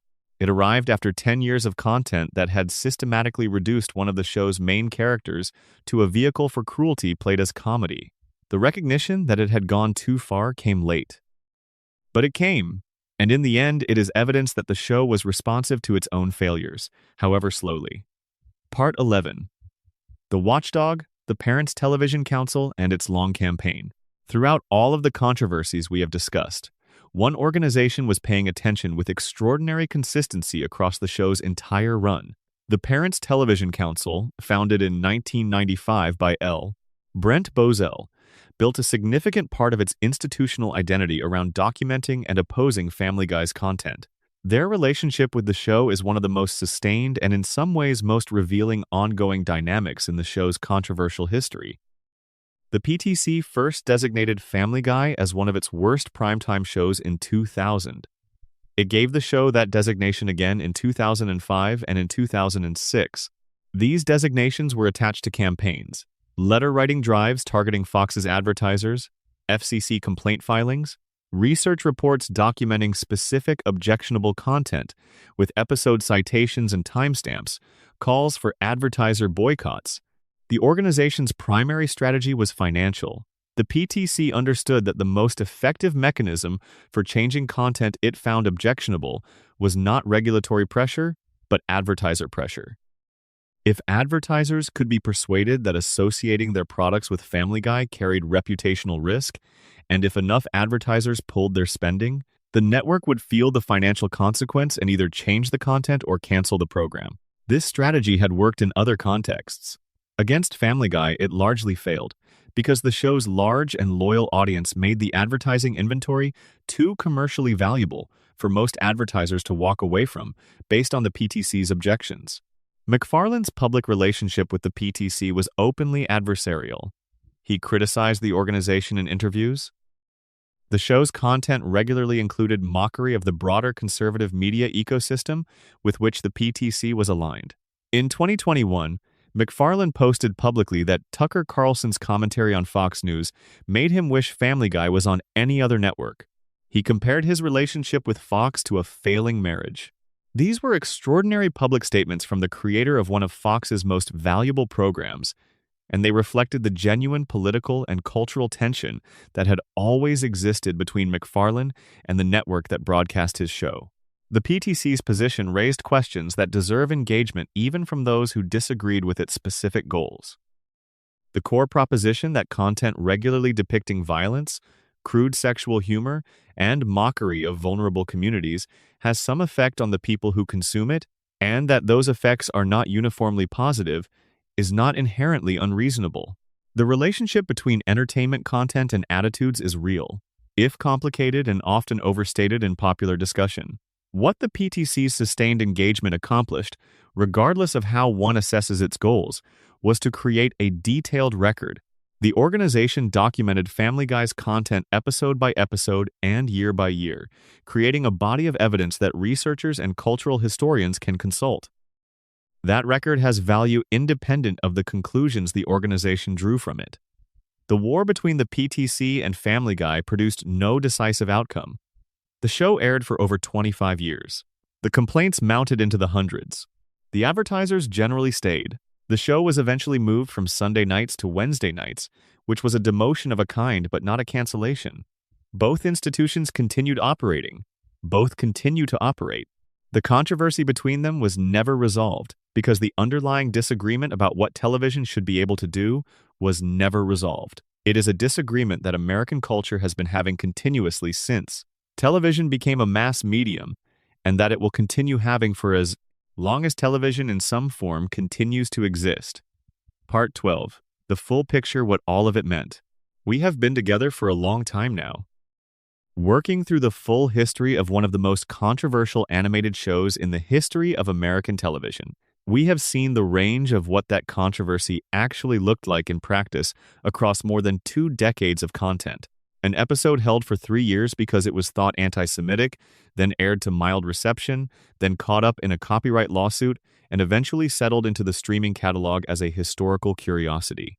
An episode banned entirely from American television because it engaged with the most politically charged subject in American broadcast television history, and which remains banned at the time of this writing. Scenes edited in the aftermath of a terrorist attack that permanently changed what imagery was available for comedy in the American media environment. An episode pulled from every streaming platform for 9 years because a real bombing made a dark joke into something that could not be looked at without grief. An episode about domestic violence that failed its subject matter in specific and documentable ways, generating a response from advocates and critics that eventually contributed to a revised version being produced.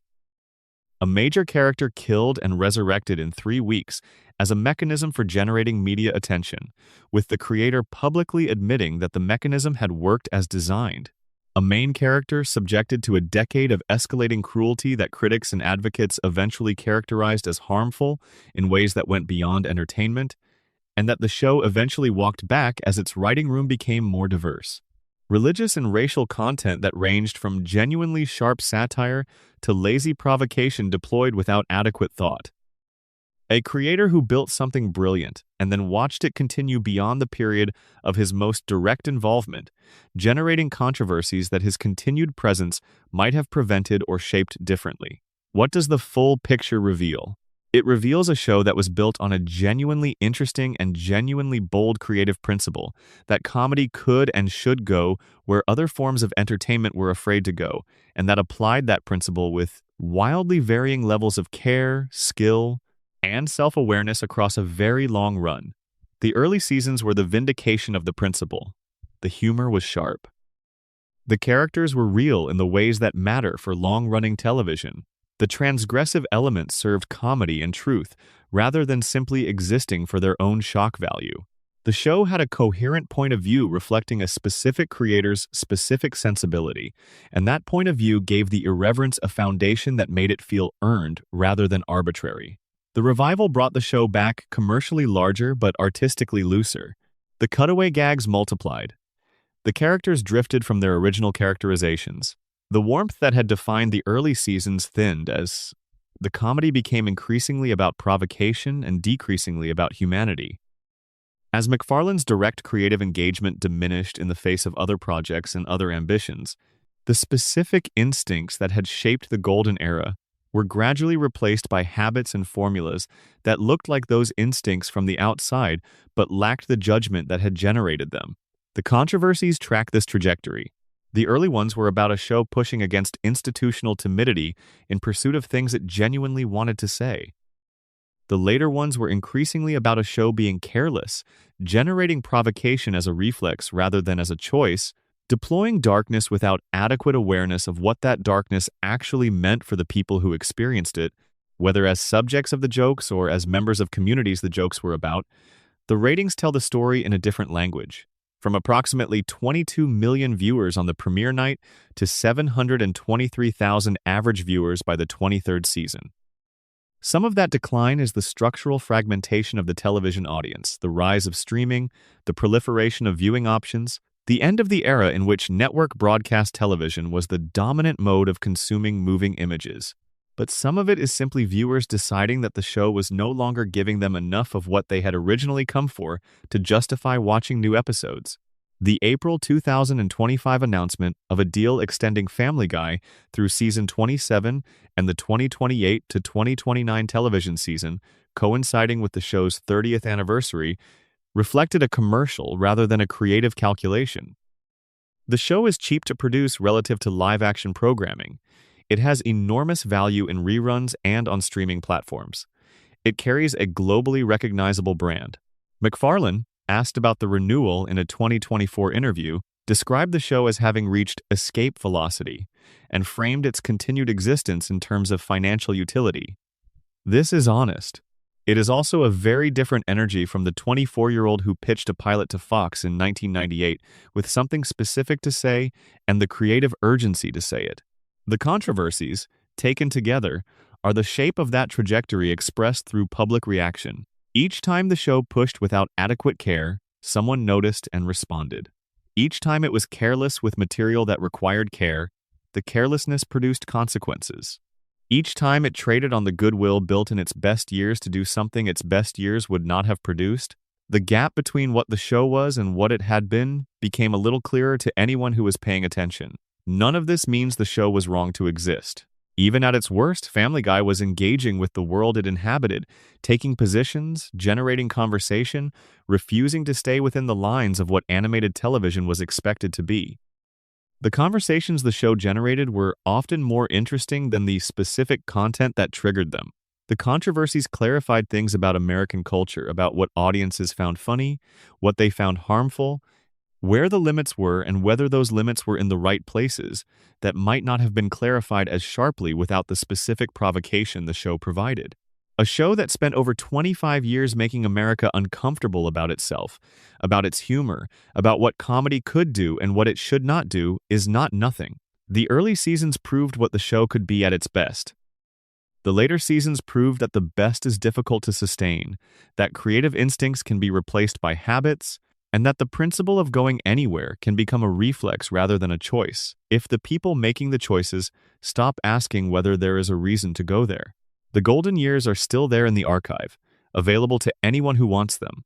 Genuine warmth, genuine craft, characters who felt real enough to mourn when they changed, writing that earned its darkness rather than simply deploying it. Those episodes are worth the difficulty of everything that came after them.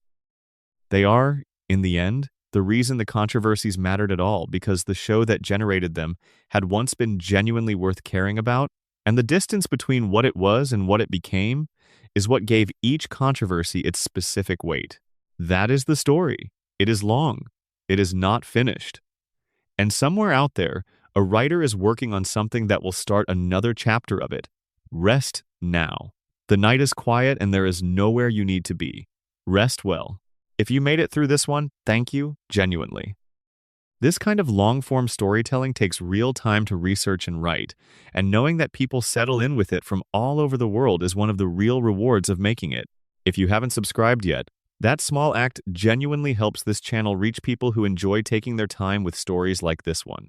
And please leave a comment with where you're watching from and what time it is. Those little geographic notes from all corners of the world are one of the best parts of the community that gathers around these videos. End of script. Part 13. The chicken fights, when a running gag became its own controversy.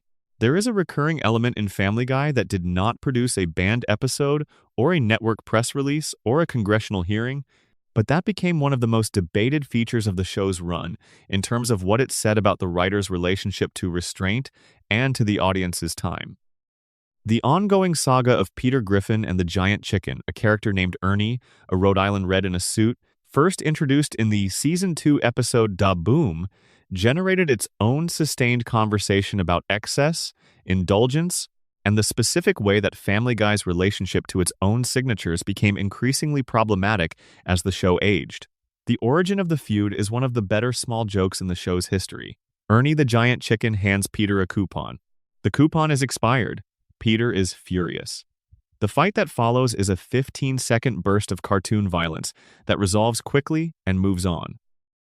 It is a throwaway moment, the kind of brief, absurdist non sequitur that the show specialized in during its early run. The first full-length chicken fight appears in Da Boom, the same Season 2 episode, and it runs for approximately 45 seconds. The choreography is exaggerated and energetic, staged like an action movie sequence in miniature. It is funny. The investment in animation and timing for what is essentially a sight gag about the absurdity of the inciting incident, a expired coupon, creates a satisfying comedy of proportion mismatch. The joke is that this prolonged, elaborate, physically exhausting battle is happening because of something so trivial. The fight ends. The story continues. Nothing about it suggested that this would become one of the show's defining recurring elements. The second full chicken fight, in the Peter Griffin and Lois wedding episode of Season 4, runs considerably longer. By this point, the fight had become enough of a fan-favorite moment that the writers were clearly aware of it as a beloved feature of the show's identity. The animation was more elaborate, the geography of the fight expanded, and the sheer duration increased significantly. Critics noted it with appreciation. Fans quoted it. The chicken fight had become a thing. By the time of the third extended fight, in the Season 8 episode 420, something had shifted. The sequence runs for several minutes and involves Peter and Ernie fighting through multiple locations, apparently destroying significant property and surviving impossible injury, with the animation clearly representing a major allocation of production resources. The fight is technically impressive. The problem that critics began raising was about what it cost the episode around it. Time devoted to an elaborate chicken fight is time not devoted to story or character. In an episode where every minute of runtime is a choice about what to prioritize, the choice to extend the chicken fight to this length represents a specific set of creative values, spectacle, and the gratification of fan expectation over narrative efficiency. The fourth full fight, in Season 9's And Then There Were Fewer, pushed the boundary further still. The conversation about the chicken fights by this point had become explicitly a conversation about indulgence, about whether the show was extending these sequences because they were genuinely funny at that length, or because the writers knew the audience would watch them regardless of whether the comedy justified the duration. The comedy of a fight that lasts 45 seconds because of an expired coupon is clearly visible. The comedy of a fight that lasts 5+ minutes because of an expired coupon requires more interpretive generosity. The fights continued. Each iteration was longer, more elaborate, more expensive in terms of production resources, and more focused on technical animation achievement as the primary source of its value. Fan response was divided along lines that mapped fairly closely onto the broader debate about the show's later years. those who found the chicken fights endlessly delightful, and those who found them the clearest possible expression of the show's tendency to extend what should be brief until it stopped being funny. The chicken fight controversy is small compared to the others in this video. Nobody was harmed by it. No advertiser pulled out over it. No FCC complaint was filed about a chicken fight. But it matters as an illustration of a principle that runs through the show's entire controversial history. The difference between a tool and a crutch is whether you're still using it because it serves the work or because the work now exists to serve it. The early chicken fight worked because it was brief and absurd in exactly the right proportion. The later ones continued to exist because they had become the show's signature, and maintaining the signature had become more important than asking whether the signature was still earning its place. Part 14. The FCC complaints and the numbers that tell a story. The Federal Communications Commission received FCC broadcast complaints about Family Guy in numbers that are worth examining carefully, because the raw data reveals something more interesting than a simple narrative of an offensive show generating public outrage. The Commission's records across the show's run reflect a dynamic that surprised some analysts. The volume of complaints about Family Guy did not scale linearly with the show's audience or with any objective measure of its content's severity. Instead, the complaint volumes were heavily concentrated in specific periods corresponding to organized campaigns rather than to spontaneous audience response. In 2000 and 2001, the Commission received relatively modest complaint volumes about Family Guy in the range of hundreds per episode at most, which, for a show reaching 10 to 12 million viewers, represented a genuinely small fraction of the audience expressing formal displeasure. These were individual responses to content that individual viewers found offensive, the kind of organic complaint generation that any show pushing cultural limits would expect. The numbers changed dramatically after 2004, corresponding directly with the Parents Television Council's intensified campaign against the show and its organization of coordinated complaint filing drives. The PTC had developed infrastructure for mobilizing its membership to file FCC complaints about specific episodes, and it deployed this infrastructure aggressively against Family Guy in the period following the show's revival. Complaint volumes for individual episodes jumped to tens of thousands during organized campaign periods. The FCC's own analysis of its complaint data, which the Commission published in response to criticism that its enforcement was being driven by organized interest groups rather than by genuine widespread public objection, revealed that the vast majority of complaints about Family Guy during peak complaint periods came from a relatively small number of people filing multiple complaints through PTC-organized campaigns. An agency briefing noted that in one particularly active period, more than 99% of the complaints received about a Family Guy episode had originated through a single organized campaign using template language. This finding generated its own controversy. Critics of the FCC argued that the Commission had been allowing organized minority campaigns to distort its understanding of public opinion about broadcast content, treating thousands of template letter complaints as equivalent in weight to thousands of genuinely independent expressions of offense, when they were actually neither independent nor, in many cases, sincere individual expressions of feeling. Defenders of the complaint process argued that even template letter campaigns represent real people who hold real opinions about content, and that the method of expressing those opinions does not diminish their validity. McFarlane addressed this dynamic publicly on several occasions, arguing that the FCC's complaint-driven enforcement created a system in which a small, organized group of people could effectively impose their content preferences on a much larger audience that did not share those preferences and was not asking for the show to be changed. He noted, correctly, that Family Guy's ratings demonstrated that the large majority of its audience was choosing to watch it rather than to complain about it, and that regulatory action in response to minority pressure amounted to a small group making programming decisions for the millions of Americans who found the show worth watching. The FCC ultimately took no enforcement action against Family Guy for any specific episode. The network never paid a fine related to Family Guy content. The complaints, despite their volume in organized campaign periods, produced no regulatory consequence. The show continued to air, and the PTC continued to file complaints, and the FCC continued to receive them and take no action, in a cycle that persisted for the entirety of the show's run on Fox broadcast television. What the FCC complaint history actually documents is not a show that was found by regulators to have violated broadcast standards, but a show that was the target of a sustained, organized campaign by a single advocacy organization. The distinction matters for understanding what the controversies actually were and who they actually represented. The show was not broadly objectionable to the American viewing public in any way that produced regulatory consequences. It was specifically objectionable to an organized minority who used the regulatory apparatus available to them to express that objection as loudly and persistently as the rules allowed. Part 15. The writers' strikes and what interrupted production did to the show. There is a version of Family Guy's controversial history that pays insufficient attention to the structural disruptions that affected the show's creative process at specific moments in its run.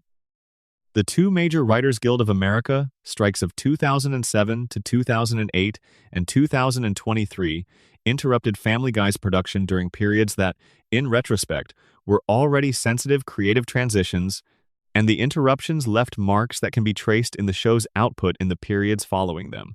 The 2007 to 2008 strike began on the 5th of November, 2007, and lasted 100 days, ending on the 12th of February, 2008. The fundamental issue was residuals from digital distribution. The Writers Guild was seeking compensation from studios and networks for content consumed on the internet and on DVD in proportions that reflected the actual value those distribution channels were generating. The network's position was that digital distribution was still too new and too uncertain to price accurately, and that existing contracts were adequate. The writers disagreed, pointing to the fact that studios had used the same too new and too uncertain argument during the previous strike in 1988 to avoid paying fair DVD residuals, and that this had cost writers enormous amounts of money over the subsequent 2 decades, as home video became a massive revenue source. Seth MacFarlane was an explicit and active supporter of the strike. He joined picket lines. He made public statements advocating for the writers' position. He was, by any account, a genuine participant in the labor action rather than a reluctant bystander. This created a complicated situation because Fox, the network that broadcast his show, was on the other side of the dispute. The tension between MacFarlane's labor commitments and his contractual obligations to Fox was one of the more visible personal illustrations of the broader industry conflict. Fox's decision, during the strike, to broadcast 3 completed Family Guy episodes without MacFarlane's permission was one of the specific incidents that deepened his frustration with the network. The episodes had been completed before the strike began. Fox had the contractual right to broadcast them, but broadcasting them over the explicit objection of the show's creator felt, to MacFarlane and to the writers who had worked on them, like a demonstration that the network's contractual authority would be exercised without consideration for the relationships that made the show function. The strike ended. Production resumed. But the disruption had consequences that showed in the show's output. A writer's room interrupted for over 3 months does not resume with the same momentum it had before the interruption. Story arcs that had been building lose their continuity.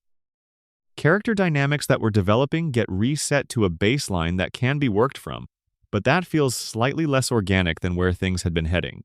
New writers hired to replace those who had found other work during the strike brought their own sensibilities to a creative environment that was still finding its rhythm again. The 2023 strike, which lasted from May through November, hit Family Guy during a period when the show's creative challenges were considerably more established. By 2023, the show was in its 22nd season. The fundamental creative questions, whether the characters were still working, whether the format was still generating compelling material, whether the show's cultural position was one of vital engagement or of comfortable institution, had been asked and partially answered over many seasons of declining ratings. MacFarlane was again visibly on the side of the writers. He was seen on picket lines. He and showrunners Rich Appel and Alex Sulkin made clear that they would not work on Family Guy or American Dad while the strike continued. The production shut down. Dozens of writers and production staff who depended on the show for their livelihood spent the duration of the strike in the uncertainty that all WGA members experienced during that long and difficult work stoppage. The strike ended with agreements that were widely understood as significant victories for the writers. stronger protections against the use of AI to generate or rewrite scripts, improved minimum staffing requirements that address the trend towards smaller writers' rooms, better residuals, structures for streaming content. Whether these gains hold in practice across the subsequent decades of entertainment industry evolution is an open question, but the agreements represented a genuine shift in the terms on which writers could expect to be treated. What both strikes added to Family Guy's controversial history is less a specific content controversy than a structural understanding. The show's creative output was shaped not only by the choices its writers made in the writer's room, but by the conditions under which those choices were made. A disrupted writing staff, an interrupted production schedule, a room populated with people who went through months of financial uncertainty and labor conflict, these experiences did not leave the work unchanged. The controversies that emerged from the show in the periods following these strikes were made by people who had lived through something that changed their circumstances and their creative environment, even when those changes are not legible in any specific episode. Part 16. The International Controversies When Family Guy Crossed Borders. American broadcast standards, for all their complexity and inconsistency, represent only one set of cultural limits that Family Guy encountered across its international distribution. The show aired in dozens of countries, each with its own regulatory framework, its own cultural sensitivities, and its own history with the specific kinds of content the show regularly produced. The international record of Family Guy's reception is a series of illustrations of how content that operates within one cultural context can be received as genuinely different, sometimes more offensive, sometimes less in others. Venezuela's response to the Season 7 episode 420 represents one of the most dramatic international reactions to Family Guy content in the show's history. The episode follows Brian leading a campaign to legalize marijuana in the Griffin family's hometown, and includes content that depicted drug use in ways the Venezuelan government found unacceptable. The country's justice minister issued public condemnation of the episode, describing it as an example of the United States promoting drug culture in Latin American media markets. Cable stations in Venezuela were issued warnings that broadcasting the episode would result in fines. The show was effectively banned in Venezuela following the episode's airing, with the Conatel Broadcast Authority, Venezuela's equivalent of the FCC, taking regulatory action that went further than anything the American regulatory system had produced against the show. The Venezuelan response reflected a particular set of political and cultural circumstances: the Chavez-era government's ongoing conflict with American cultural influence, the specific sensitivity around drug policy in a country experiencing significant narco-violence, and a regulatory environment in which the government had considerably more direct authority over broadcast content than existed in the United States. The context that made 420 a fairly routine Family Guy episode in America, mildly edgy drug humor in a long-running animated comedy, made it a different kind of object in Venezuela, where the government had both the motivation and the authority to treat it as a political provocation. In the United Kingdom, Family Guy's distribution dealt with Ofcom standards rather than FCC standards, and the differences in regulatory culture meant that content that was restricted or modified in America sometimes aired without restriction in the United Kingdom, while British regulatory concerns occasionally produced requirements that surprised American producers. Partial terms of endearment. The abortion episode banned from American television aired without restriction on BBC Three. British regulators did not find it objectionable in the way American broadcasters had feared. The BBC Three airing was treated as a routine broadcast of a Family Guy episode with a particular subject, generating limited controversy and critical reception that was, if anything, more positive than the episode's American reception might have been. Germany's standards for animated content involving Nazi imagery created specific complications for the distribution of episodes like Road to Germany, which includes scenes set in Nazi-occupied Europe with visual elements that German law treated with particular sensitivity. The specific legal provisions around Holocaust-related imagery that Germany maintains as a consequence of its historical relationship with the Nazi period produced requirements for content modification that did not apply in other markets.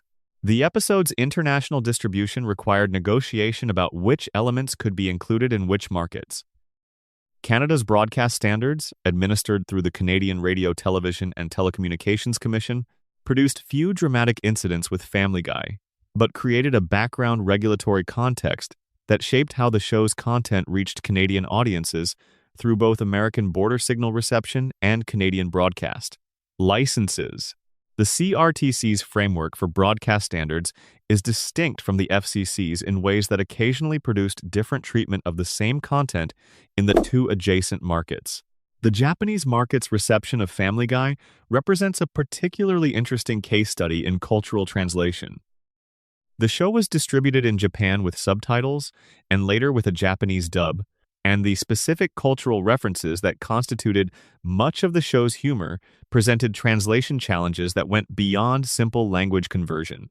The pop cultural references that rewarded familiarity with American entertainment history from the 1970s and 1980s were not universally translatable to a Japanese audience with a different cultural reference. Library. The adaptation process required both translation and localization decisions that created a version of the show that was, in certain respects, a different object from its American original. The controversies that these adaptations generated in Japan were fewer than in other markets, partly because the cultural distance reduced the specific provocative quality of content that landed differently in American cultural contexts.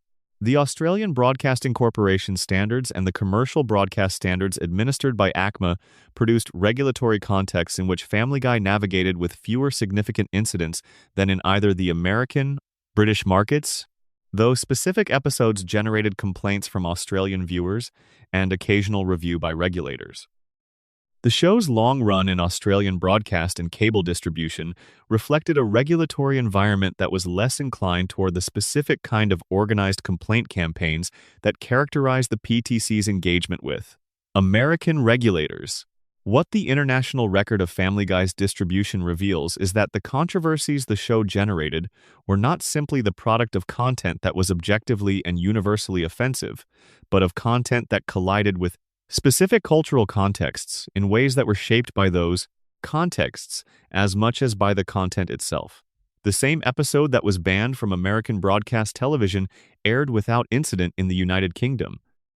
The same episode that generated mild critical commentary in the United States produced government regulatory action in Venezuela. The show's content was not a fixed quantity whose offensiveness was stable across contexts. It was a set of cultural objects whose meaning and impact were shaped by the specific cultural soil in which they landed. Part 17. The Comedy Central Dynamic: How Competition Shaped the Conversation. No account of Family Guy's controversies is complete without examining the specific competitive relationship between Family Guy and South Park, which produced one of the most explicit instances of one television show directly attacking another in the medium's history, and which generated a conversation about comedy, craft, and what it means for a show to take its own art form seriously. Trey Parker and Matt Stone, the creators of South Park, had been openly critical of Family Guy for years before they committed those criticisms to broadcast.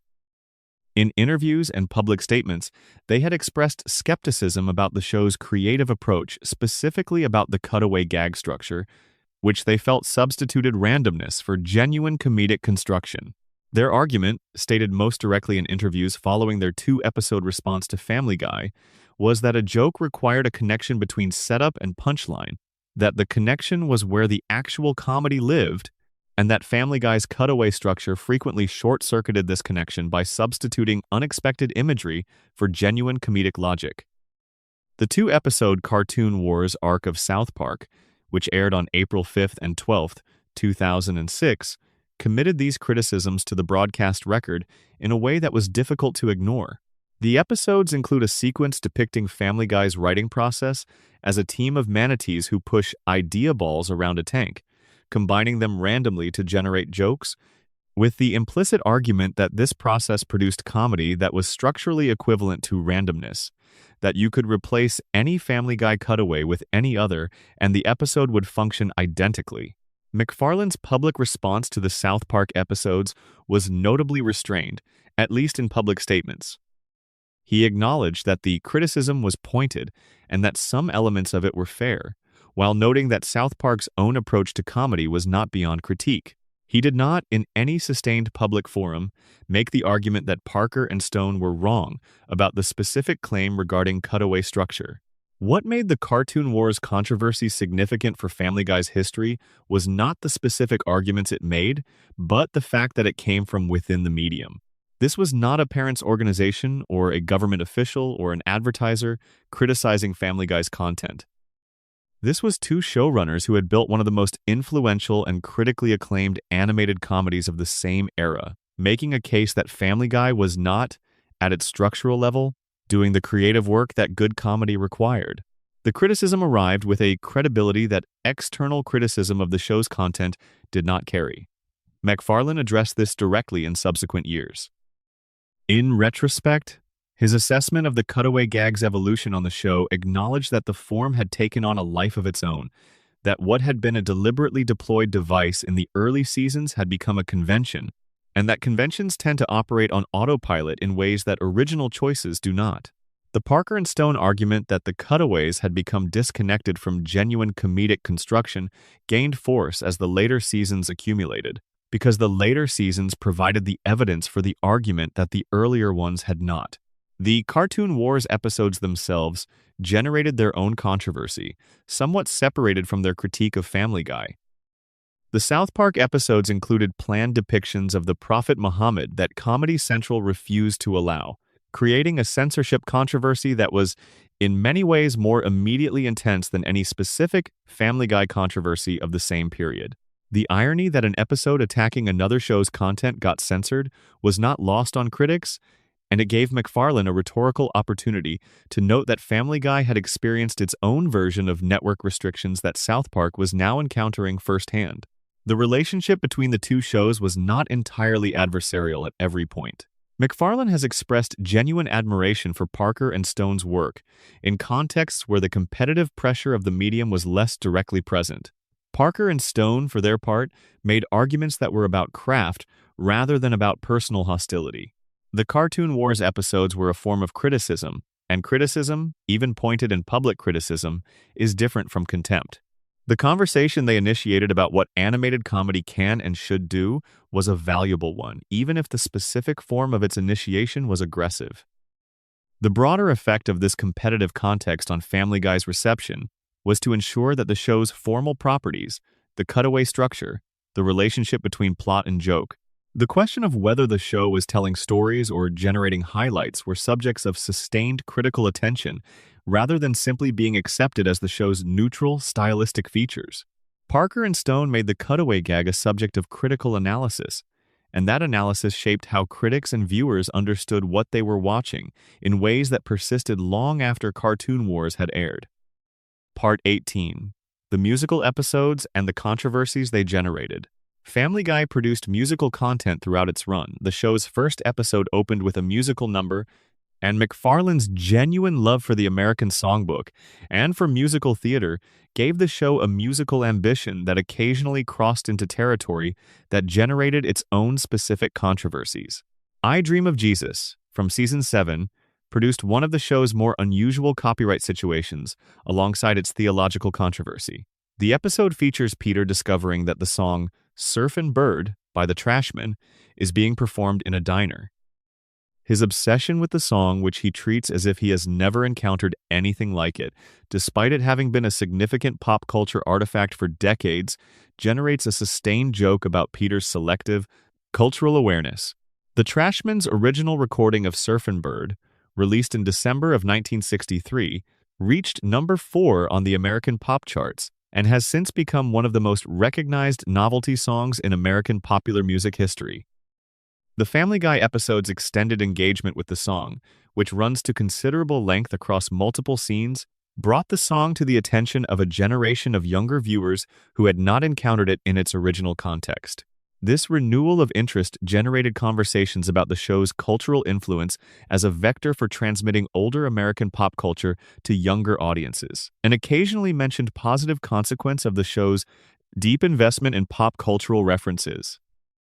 The song A Bag of Weed from Season 8's 420 episode generated specific complaint from advocacy organizations focused on drug policy, who objected to the cheerful, catchy quality of a song celebrating marijuana use. The song was structured as a musical theater pastiche, optimistic key, bouncy rhythm, Full voice cast and the formal contrast between the cheerfulness of the presentation and the subject matter was itself a joke that required the audience to hold two registers simultaneously. Critics who supported legalization argued that the episode's approach was politically useful. Critics who opposed legalization argued that making drug use seem joyful in a song structure associated with children's entertainment was irresponsible, regardless of where one stood on the underlying policy question. The debate the song generated mirrored in miniature the larger conversation about 420 that eventually contributed to the Venezuelan government's response to the episode. The Tan Candy episode from later seasons included a musical number about sexual content that generated FCC complaints and became one of the more cited examples in the PTC's documentation of content it considered inappropriate for the show's broadcast time slot. The number was deliberately provocative in its subject matter and in the contrast between its formal presentation as cheerful musical theater and the explicit nature of its content. McFarlane's external musical work, the albums of big band and jazz standards, the live performances, the film musical contributions occasionally generated commentary about whether the same sensibility that produced those works and the sensibility that produced Family Guy's more extreme musical content could be held simultaneously by the same creative person. His defenders argued that the musical form is inherently versatile, that using it for both traditional standards and satirical animation was consistent with a genuine love of music. His critics used the contrast to suggest something about the gap between McFarlane's cultural self-presentation as a practitioner of traditional American musical forms and his willingness to deploy those forms in service of content that was their opposite in aesthetic register. Part 19. The voice cast, the labor questions, and the character controversies. One of the most significant ongoing controversies in the show's later years involved not its content but its casting specifically, the question of whether white voice actors should continue to voice black characters in an animated show that had been engaging with racial dynamics in its content for over 2 decades. Mike Henry had voiced Cleveland Brown, the Griffin family's closest black friend and neighbor, from the show's first episode in 1999. Henry, who is white, had also created and voiced Cleveland as the lead character in the Family Guy spin-off The Cleveland Show, which ran from 2009 to 2013 on Fox. Cleveland was one of the most prominent black characters in American animated television across this period. In June of 2020, following the murder of George Floyd and the national conversation about racial representation and equity that followed, Henry announced on social media that he would be stepping down from the role of Cleveland Brown. His statement was direct: "It's been an honor to play Cleveland on Family Guy for 20 years. I love this character, but persons of color should play characters of color. Therefore, I will be stepping down from the role." Henry did not wait for the production company or the network to act. He acted himself preemptively, acknowledging that the convention he had been operating under for 20 years was one that required examination and change. The transition brought Arif Zahir into the role, becoming the first black actor to voice Cleveland Brown on Family Guy. Zahir's addition to the cast was broadly welcomed as a meaningful change, though it also opened up the larger question of what the change meant retroactively, whether the 20 years of Henry's performance of the character needed to be understood differently in light of the 2020 decision. This question had no clean answer. Henry's performance of Cleveland was, by the consensus of people who had watched the show, good. Cleveland was one of the better-written supporting characters in the show's run, particularly in his recurring appearances in the main series. The fact that a white actor had voiced him did not mean the performance was bad or that the character had been harmed by it. But the 2020 conversation made visible something that had always been there: a fundamental asymmetry in the logic of animation casting, where white actors had been routinely cast in the roles of non-white characters in ways that had no equivalent in the opposite direction. McFarlane and the production's public response to Henry's decision was supportive, and the transition was handled without the confrontational dynamics that similar conversations were generating at other productions simultaneously. The relatively smooth handling of the transition at Family Guy contrasted with more contentious casting conversations happening in the broader entertainment industry, and was noted by observers as an example of how these changes could be implemented without the rancor that sometimes accompanied them elsewhere. The question of Meg Griffin's voice casting presents a different but related dimension of the voice cast controversies. Mila Kunis has voiced Meg since Season 2, replacing Lacey Chabert, who voiced the character in Season 1. Kunis has been open about her complicated feelings about the role, specifically about the sustained abuse storyline that the character carried across roughly 10 seasons of the show's run. In multiple interviews, she described fans approaching her and repeating the catchphrase dismissal associated with Peter's treatment of Meg, applying to the real woman who voiced the character, the contempt that was delivered to the fictional one she portrayed. The bleed between fictional cruelty and real experience that Kunis described is a specific and disturbing example of how the show's treatment of Meg moved beyond the boundaries of the text and into the world that contained it. Seth Green, who voices Chris Griffin, and Alex Borstein, who voices Lois Griffin, have both been part of the cast across the show's entire run with limited public controversy. MacFarlane himself voices Peter, Brian, Stewie, and Quagmire, 4 of the show's 7 main characters, in an unusual concentration of voice performance in a single actor that reflects both his genuine voice talent and the economics of a production in which a single performer doing multiple character voices reduces casting costs. The voice cast dynamics of Family Guy represent a compressed version of the larger questions the entertainment industry has been wrestling with about representation, authenticity, and who should tell whose stories. The show's handling of these questions has been imperfect and has evolved over time, and the evolution itself is part of the show's controversial record. Part 20. The Streaming Era and the Complicated Business of Where the Show Lives. Family Guy's relationship with streaming distribution has created a set of controversies and questions that are distinctly contemporary, not about the content of specific episodes, but about who controls access to the show's archive and under what conditions that access can be modified. When Hulu became the primary American streaming home for Family Guy, and when Turban Cowboy was removed from Hulu following the Boston Marathon bombing in April of 2013, the removal demonstrated something that streaming distribution had created: the ability to edit the archive in near real time in response to external events. Physical DVD copies of episodes could not be recalled. Broadcast episodes had already aired, but a streaming catalog could be modified overnight, making an episode effectively inaccessible to the large and growing portion of the show's audience that consumed content through streaming. This created a new kind of content control that had not existed when the show began. In 1999, if Fox decided not to air an episode, it was unavailable to viewers without bootleg copies or imports from markets where it had aired. In the streaming era, the decision to remove an episode from a platform could reach every subscriber simultaneously, regardless of where they were, creating a de facto global availability decision through what appeared to be a platform-level content choice. Partial Terms of Endearment has never appeared on Hulu. Its absence from the streaming catalog replicates and extends the broadcast ban into the new distribution paradigm. A viewer who wants to watch the abortion episode cannot do so through any legitimate American streaming channel. They can find it on DVD, which requires physical access to the disc. They can potentially find it through less legitimate means. But the streaming era, which has expanded the legitimate accessibility of almost all other Family Guy content, has maintained and in some ways reinforced the effective ban on this episode. The implications of this for how we understand the show's controversial history are meaningful. The controversies that resulted in physical or broadcast restriction during the pre-streaming era were bounded by the limits of broadcast reach and physical distribution. The controversies that result in streaming removal in the contemporary era have a broader effective reach because streaming is the dominant legitimate mode of access for a larger portion of the audience. An episode removed from Hulu in 2020 is less accessible to the contemporary Family Guy viewer than an episode banned from Fox broadcast was to the 2003 viewer, because the legitimate alternatives for the contemporary viewer are fewer and less convenient. The streaming rights structure for Family Guy also created complications around international availability that the broadcast era had handled differently.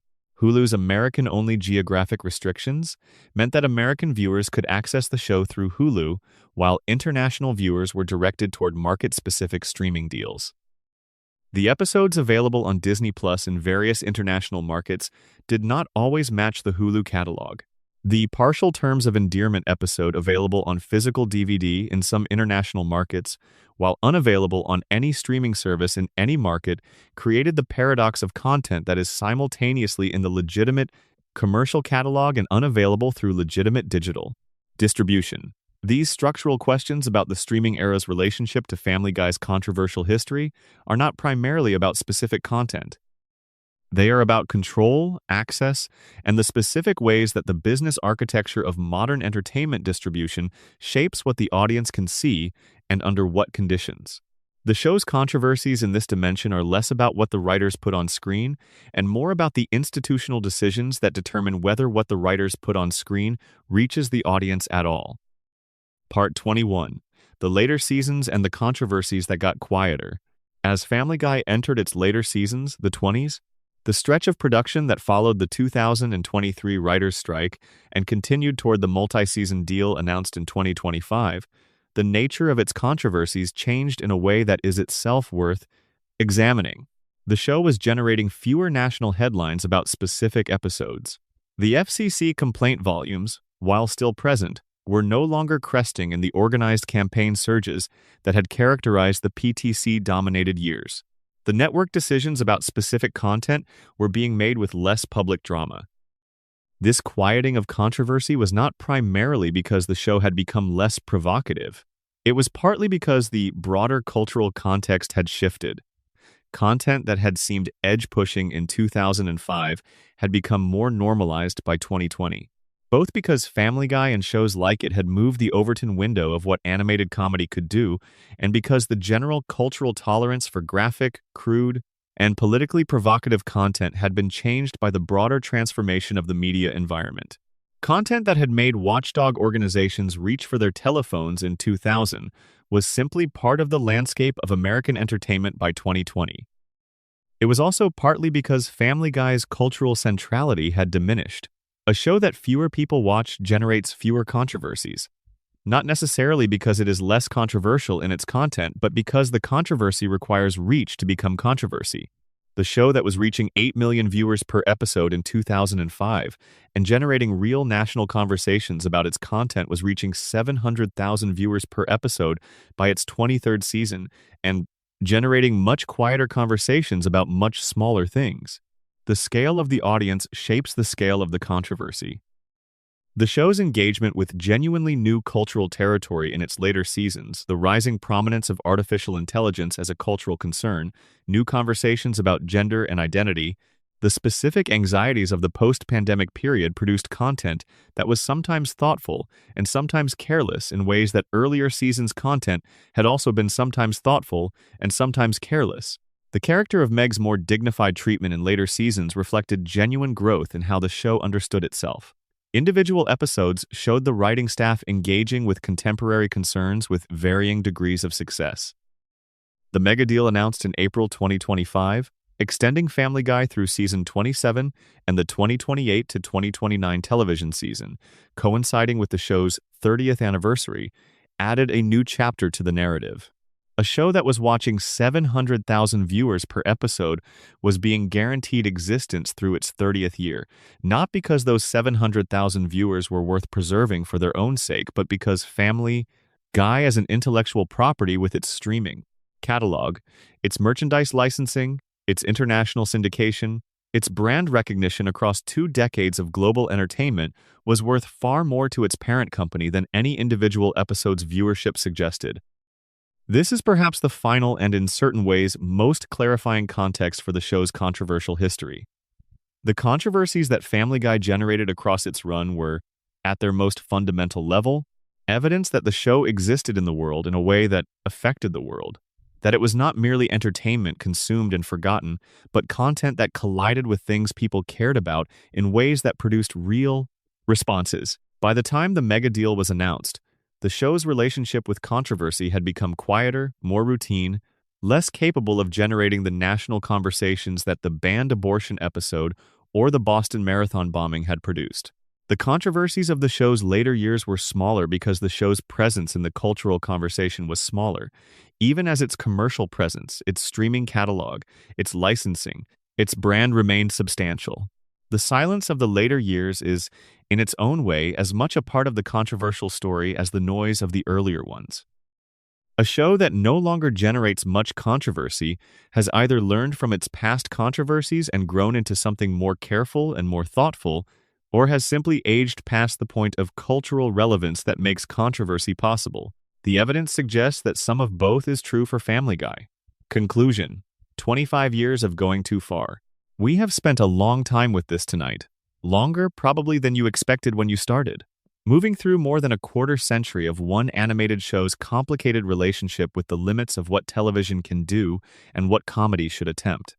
The story we have traced is not one with a clean moral at the end. Family Guy was not simply a brave show that pushed necessary cultural limits in service of important truths. It was also not simply a careless show that deployed offense for its own sake without regard for consequences. It was both of those things across different moments of its long run. And the difficulty of holding that complexity is part of why the conversation about the show has never fully resolved. The early seasons remain what they were: genuinely accomplished animated comedy with a specific voice and a genuine point of view. The characters in those first 3 years were drawn with enough care that they could be cared about, and the humor was sharp enough to earn the darkness it sometimes required. The show that generated national interest after its first Super Bowl broadcast and loyal devotion during its Adult Swim revival was a show that deserved both.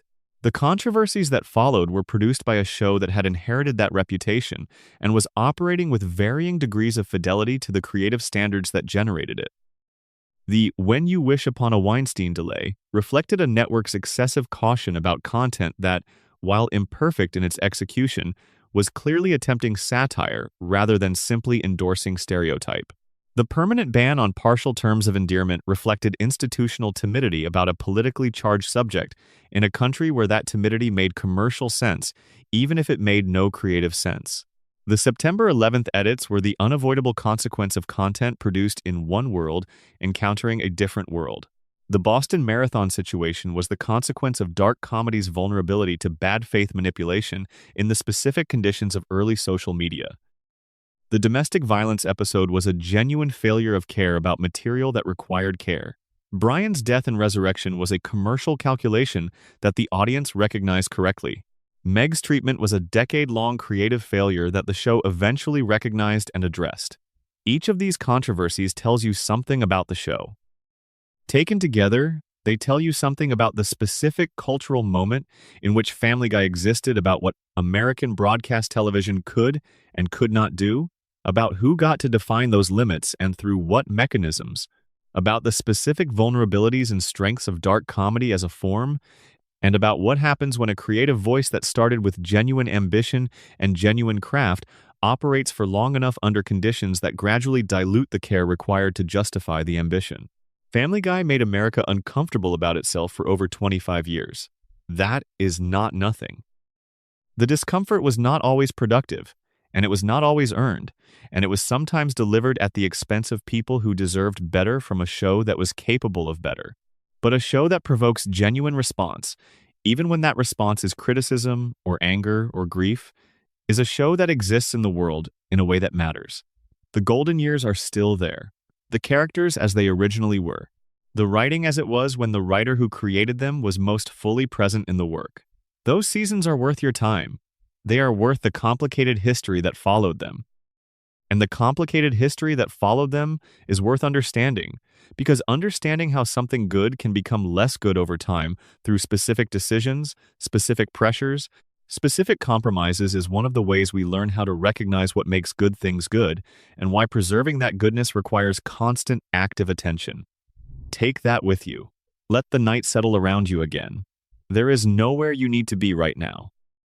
The story is as complete as any story about a show still in production can be, and somewhere, in whatever time is passing around you, someone is probably watching an old Family Guy episode from 2000 and laughing at something that was genuinely, simply funny, without any controversy attached to it at all. Rest well. If you made it through this whole journey, thank you. Genuinely. This kind of deep dive storytelling takes real time and real research, and the fact that you stayed with it means more than any algorithm can measure. If you haven't subscribed yet, please do. It's the single most helpful thing you can do for this channel. And it means these kinds of long, thorough, careful videos can keep getting made. And leave a comment below telling me where you're watching from and what time it is there. Knowing that this reaches people in different corners of the world at all different hours is one of the best parts of making it. Part 22. The Quagmire Problem, a character who stayed too long at one note. Glenn Quagmire presents one of the more philosophically interesting character controversies in Family Guy's history, because his case is not one of a character declining from something better to something worse, but of a character who was designed with a specific and deliberately problematic trait from the beginning, and who then operated with that trait in an environment where the cultural conversation around that trait was continuously changing. Quagmire was introduced in the show's first episode as a neighbor of the Griffins and one of Peter's core friend group. He was defined primarily by his extraordinarily active and indiscriminate sexual pursuit of women, depicted through a collection of catchphrases, physical gags, and storylines that treated his behavior as a source of comedy rather than as a subject of moral examination. Giggity giggity entered the cultural lexicon as a shorthand for this characterization. Quagmire became one of the most immediately recognizable characters on the show, cited by fans as a favorite, and his voice and mannerisms were widely imitated and referenced. The problem that developed over the show's run was not that Quagmire had been designed with this characterization that was always clear, but that the cultural context in which his behavior was presented as comedy kept shifting in ways that made the comedy progressively harder to sustain. Without complication, in 1999, Quagmire's sexual aggression was coded as a cartoon exaggeration of a familiar male type, the wolfish ladies' man, whose excesses were broad enough to be clearly absurdist. The show was not endorsing his behavior, it was depicting a character type that was recognizable as an extreme version of something real. By the mid-2010s, and accelerating rapidly after 2017 with the public conversations that followed the emergence of the Me Too movement, the specific behaviors that Quagmire had been engaging in across 18-plus years of the show's run were being examined in a very different light in the broader cultural conversation. The character who had been described in his show as a serial sexual aggressor was now being recognized as a description of something that caused real harm in the world. The comedy of exaggerating this behavior to cartoonish extremes in 1999 operated differently in a cultural context where the behavior being exaggerated had become a subject of serious and painful public reckoning. The show's response to this was cautious and incremental. Quagmire was not reformed or punished or retired, but the frequency with which his worst behaviors were played entirely for laughs without any complicating framing began to change. Individual episodes began introducing mild consequences or complications into his storylines in ways that had not been present in earlier seasons. The cultural conversation about sexual harassment and assault was, at a minimum, making its way into the room where Family Guy was written in ways that produced some visible modification of how the character operated. This was not a complete reckoning. Quagmire remained who he had always been in the show's general framing. The accumulated history of how he had been depicted across 20-plus years remained in the archive, unchanged and widely accessible. But the specific relationship between his characterization and the show's comedic frame shifted in ways that reflected the broader cultural shift happening around the subject matter his character had always embodied. The Quagmire situation is a useful illustration of something that is true about all long-running entertainment. The cultural meanings attached to specific character types and specific behaviors are not stable across decades. A character who functions as a particular kind of comedy in one cultural moment can become a different kind of object in another, without the character changing at all. The change is in the world around the character. Family Guy's 2.5-decade run gave it long enough exposure that this kind of cultural drift was essentially inevitable for multiple aspects of its content. Part 23. The animation quality debates and what they meant for consistency. The controversy around Family Guy's animation quality over the course of its run is not one that generated FCC complaints or advertiser pullouts, but it represents a sustained conversation in the fan community and among critics that parallels and in some ways mirrors the content controversies. The argument, in its simplest form, is that the visual quality of the show shifted in ways that affected how the comedy landed. that the animation of the early seasons had a specific character that later seasons lost, and that the loss was not simply a matter of aesthetic preference but of functional craft. The original 3 seasons of Family Guy had a particular visual quality that fans describe as rougher, more hand-drawn, more energetic in its movement and character expression. Rough Draft Studios, which handled the animation for seasons 2 and 3, brought a specific aesthetic to the show that many fans remember as characteristic of the show at its best. Characters moved with a looseness that suited the comedy. The physical expressions were broad in ways that served the timing of the jokes. The animation had a scrappy quality that matched the show's comedic energy. The revival in Season 4 brought a different animation production context and a different studio, and the change was perceptible. The character outlines became thicker and more uniform. The movement became cleaner but also stiffer. The expressions became more constrained. Critics observed that the animation looked more polished in a conventional sense, but felt less alive in the ways that mattered for comedy, that the timing of physical gags was affected by the change in how the characters moved, that the expressions that carried emotional beats were less expressive in the ways the show needed them to be. This is a more technical and more specific criticism than most Family Guy controversies generate, but it connects to the broader question that underlies all of the show's quality debates. Whether the people making the show were the same people making the decisions, applying the same care and the same creative judgment at every level of production that had characterized the show's best periods. The animation quality argument suggests that the answer to this question was no, that the institutional knowledge and the specific aesthetic sensibilities that had produced the early animation were not fully preserved through the transitions between production companies and animation studios. The later seasons' animation, handled by different studios at different points in the show's run, continued to shift in ways that were occasionally noted by critics as affecting the comedy's effectiveness. The specific timing of a joke told through character movement requires a collaboration between the writers and the animators that is difficult to maintain perfectly through institutional transitions. Each new studio brought competence but also a slightly different understanding of how the show's characters should look and move, and each transition produced a version of the show that was recognizably Family Guy, but not quite identically Family Guy to its earlier self. The animation debates are worth including in the show's controversial history not because they generated the most dramatic or visible conflict, but because they represent the level at which creative quality is made or lost in animated television. The level of craft and attention that is invisible when it is working perfectly and only visible when it is subtly absent.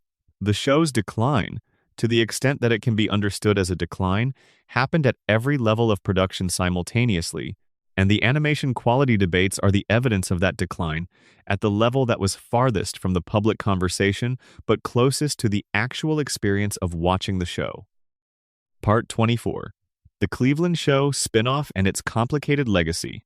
The Cleveland Show, which ran for 4 seasons on Fox from 2009 to 2013, represents a specific and interesting chapter in Family Guy's controversial history, because it extended the show's reach into territory, a primarily black cast in an animated family sitcom that created its own.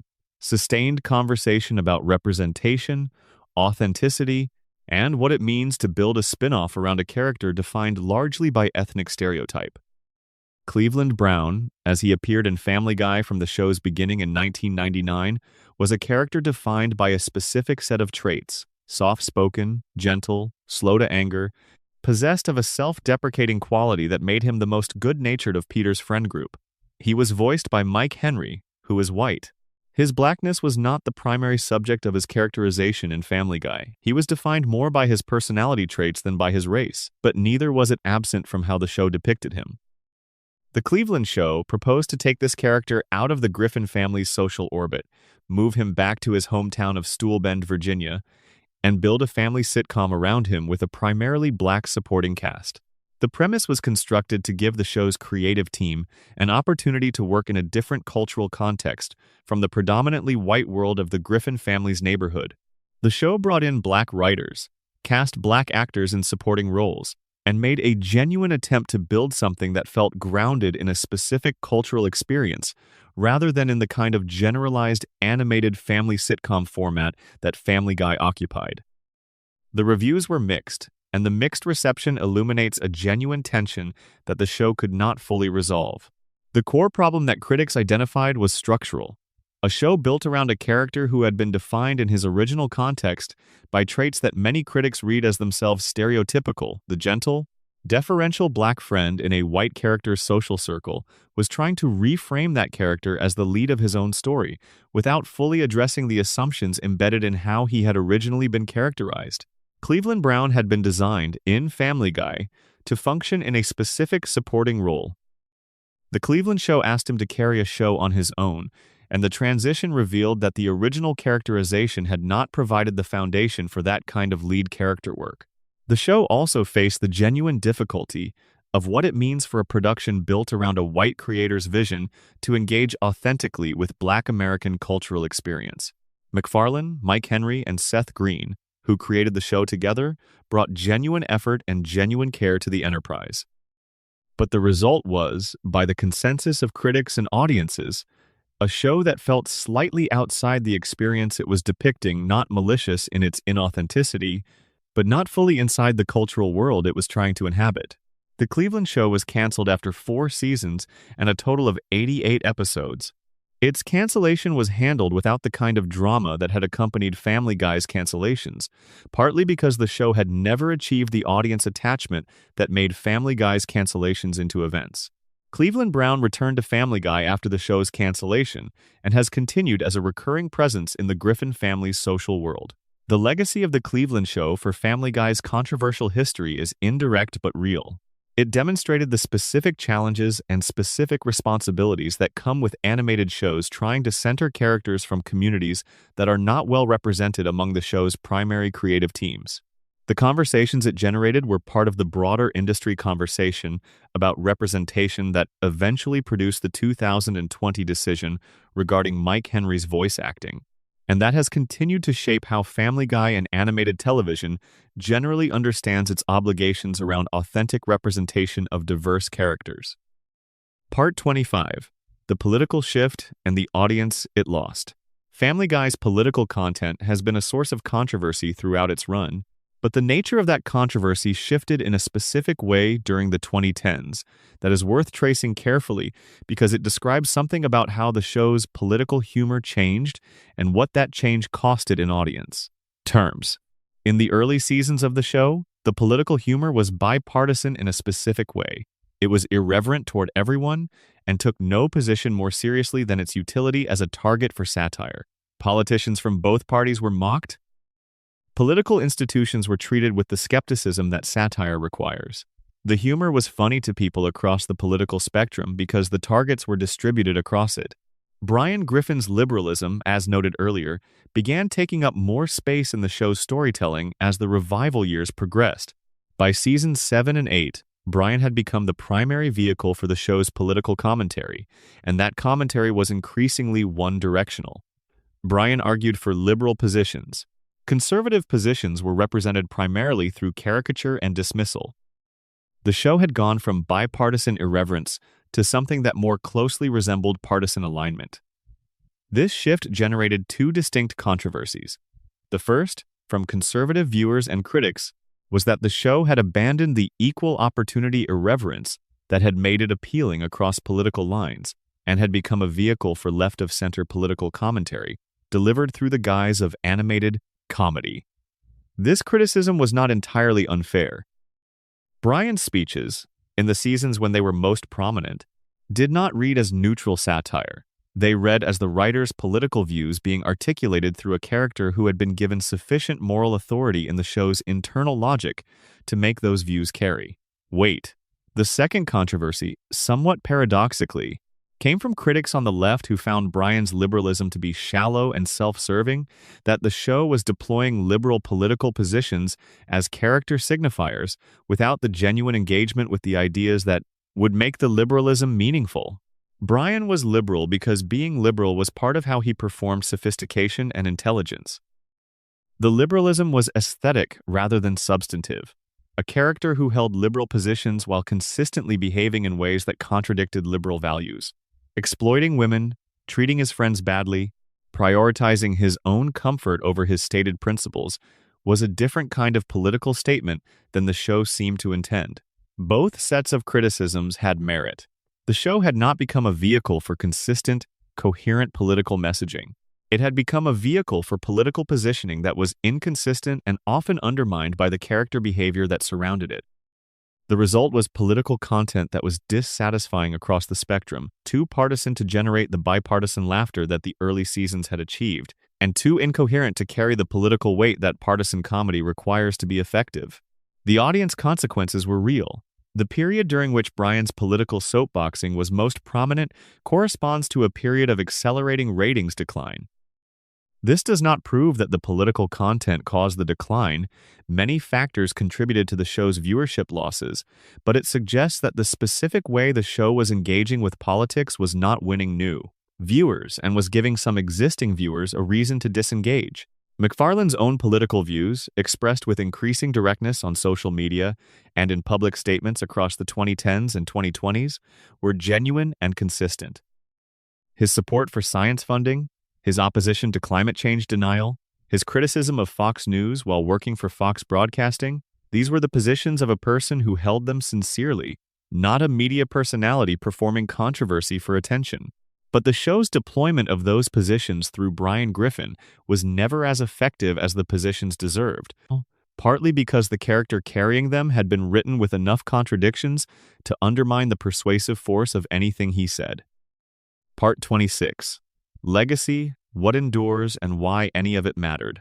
The question that remains after working through the full controversial history of a show that has been generating public debate since 1999 is whether the controversies, in the aggregate, produced anything worth the effort and the pain and the attention they demanded.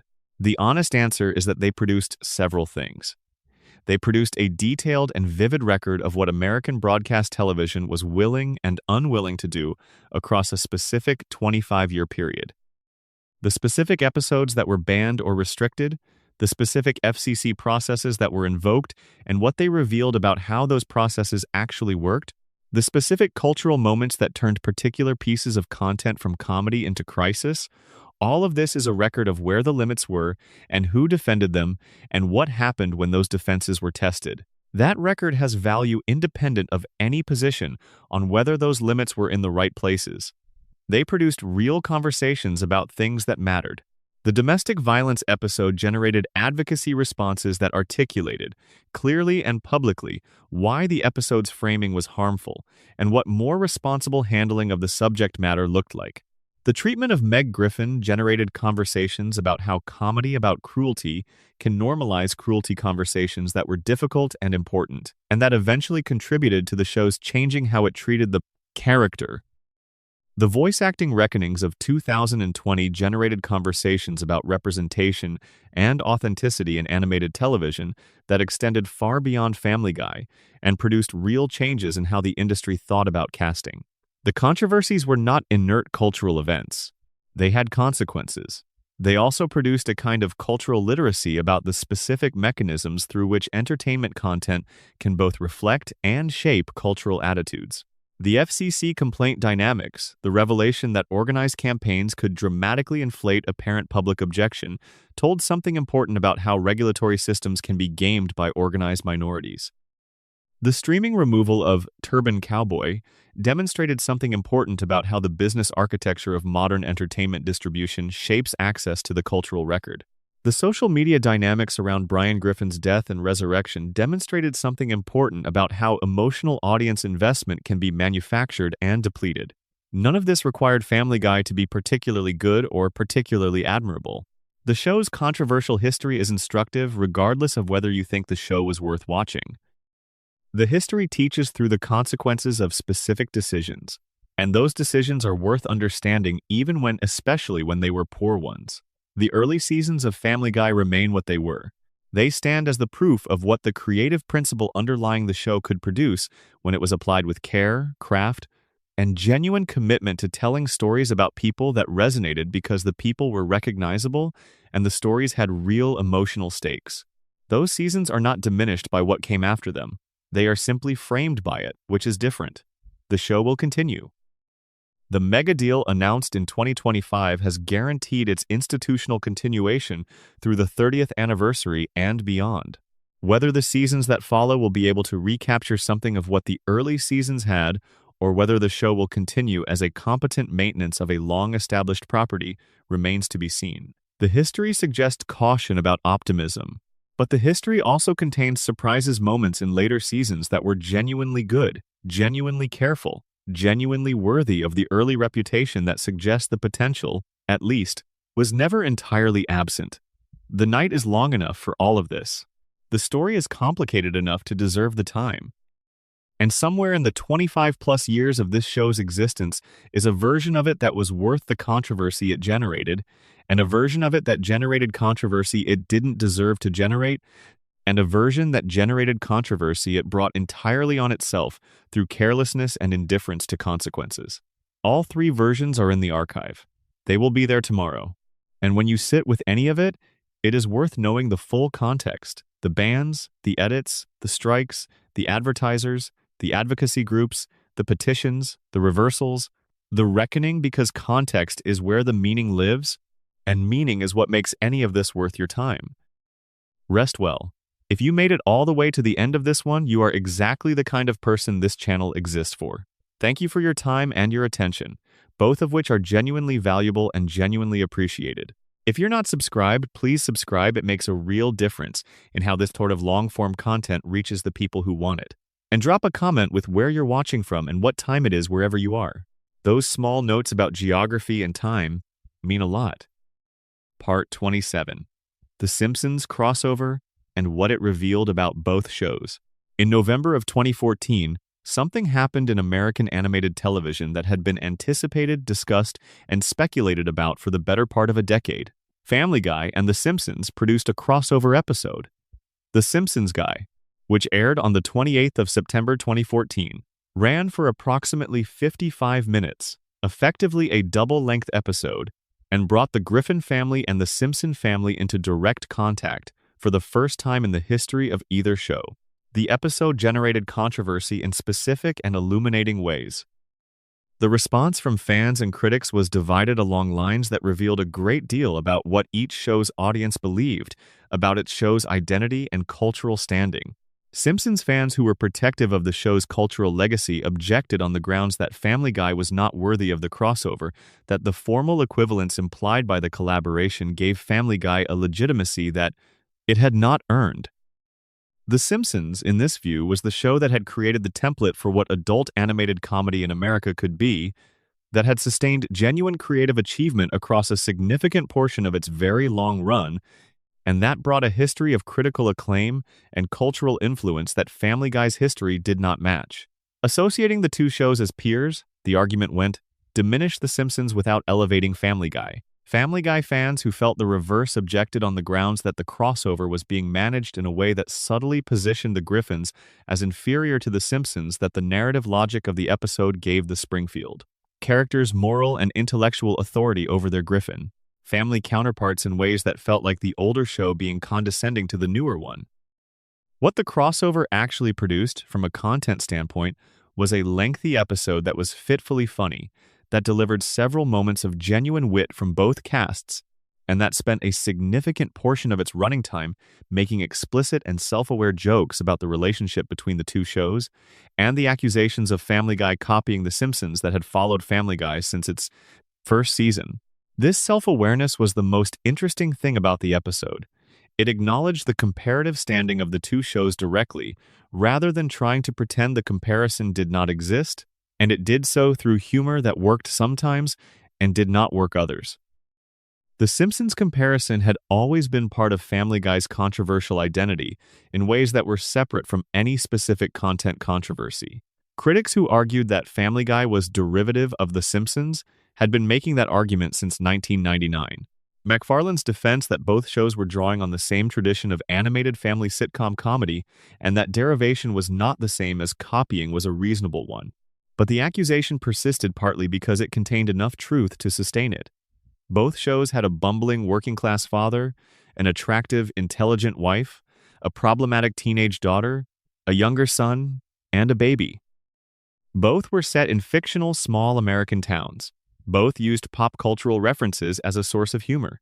What distinguished them was temperament and method. The Simpsons, at its best, told stories in which the specific characters and their specific relationships generated the comedy organically. Family Guy, at its best, generated comedy through the collision of pop cultural reference, absurdist cutaway logic, and dark irreverence that required the show's specific combination of sensibilities to work. The two shows were doing different things with similar surfaces, and understanding that difference was necessary to evaluating either one fairly. The crossover episode was ultimately a curiosity rather than a landmark. It did not change how either show was understood. It did not resolve the comparative argument that critics had been having for 15 years. It produced about as much comedy as a typical double-length episode of either show produced, which was some genuine laughter and considerable room for improvement. And it demonstrated, in its self-aware acknowledgement of its own complicated position in the landscape of American animated television, that Family Guy knew exactly where it stood relative to the show it had always been compared to, which was aware of its strengths and its limitations in a way that was, in its own modest way, admirable. Part 28. The most remembered episodes: what the good ones proved. Every critical narrative about a show's decline risks obscuring what the show was still capable of doing in its later years, and a complete account of Family Guy's controversial history requires acknowledging the evidence that the show's capacity for genuine quality was never entirely absent, even in the seasons most criticized for carelessness and creative drift. Brian and Stewie, which aired on the 9th of May 2010, as the 17th episode of the 8th season, is frequently cited as one of the best episodes in the show's entire history. The episode's premise is stripped to its essentials. Brian and Stewie are accidentally locked in a bank vault overnight and spend the entire episode talking. There are no cutaway gags. There is no secondary plot. There is no elaborate animation showcase. There is just two characters in a small space having a series of conversations that go to places that neither character nor the audience fully anticipated. Brian reveals, in the course of the episode, that he keeps a gun in his safety deposit box. He has thought about ending his life. Stewie listens to this with the specific quality of attention that the character is capable of when the show allows him to be something more complex than a comic creation. He does not dismiss the revelation. He engages with it. Their conversation goes through several registers: funny, then unsettling, then genuinely tender in a way that the show rarely permitted itself in those middle seasons. By the end of the episode, something has passed between them that changes how the audience understands both characters. The episode proved that Family Guy did not need its signature structural elements to be compelling. It proved that the characters it had built across years of storytelling could carry an episode on nothing but themselves.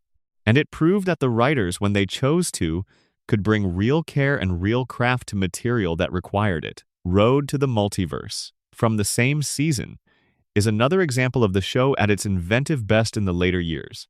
Brian and Stewie travel through parallel universes, each depicted with a different animation style.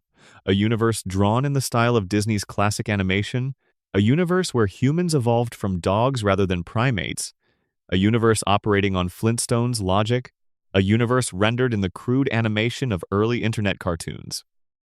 Each universe is conceived and executed with genuine creative ambition, and the episode's willingness to invest production resources in completely different animation approaches for a single story reflects creative risk-taking that the show's critics sometimes forgot it was still capable of. These episodes matter to Family Guy's controversial history not because they were controversial, but because they were the best evidence against the narrative that the show had become entirely incapable of the quality that had characterized its early seasons. The controversy about the show's decline was real, and the decline was real. But the good episodes, scattered throughout even the most criticized seasons, demonstrated that the decline was not absolute, that the potential for genuine quality was still present and occasionally realized, which made the carelessness of the weaker episodes more frustrating than it would have been if the good episodes had not existed to show what was possible. The gap between what Family Guy was capable of and what it routinely produced in its later years is, in a way, the most precise measure of what the show's controversies were actually about. The controversy was not really about a bad show doing bad things. It was about a show that was capable of being genuinely good, doing things that were beneath its own demonstrated capability, and doing them with sufficient frequency and sufficient carelessness that the gap became one of the defining features of the show's later identity. A show that was consistently poor would not generate the same frustration.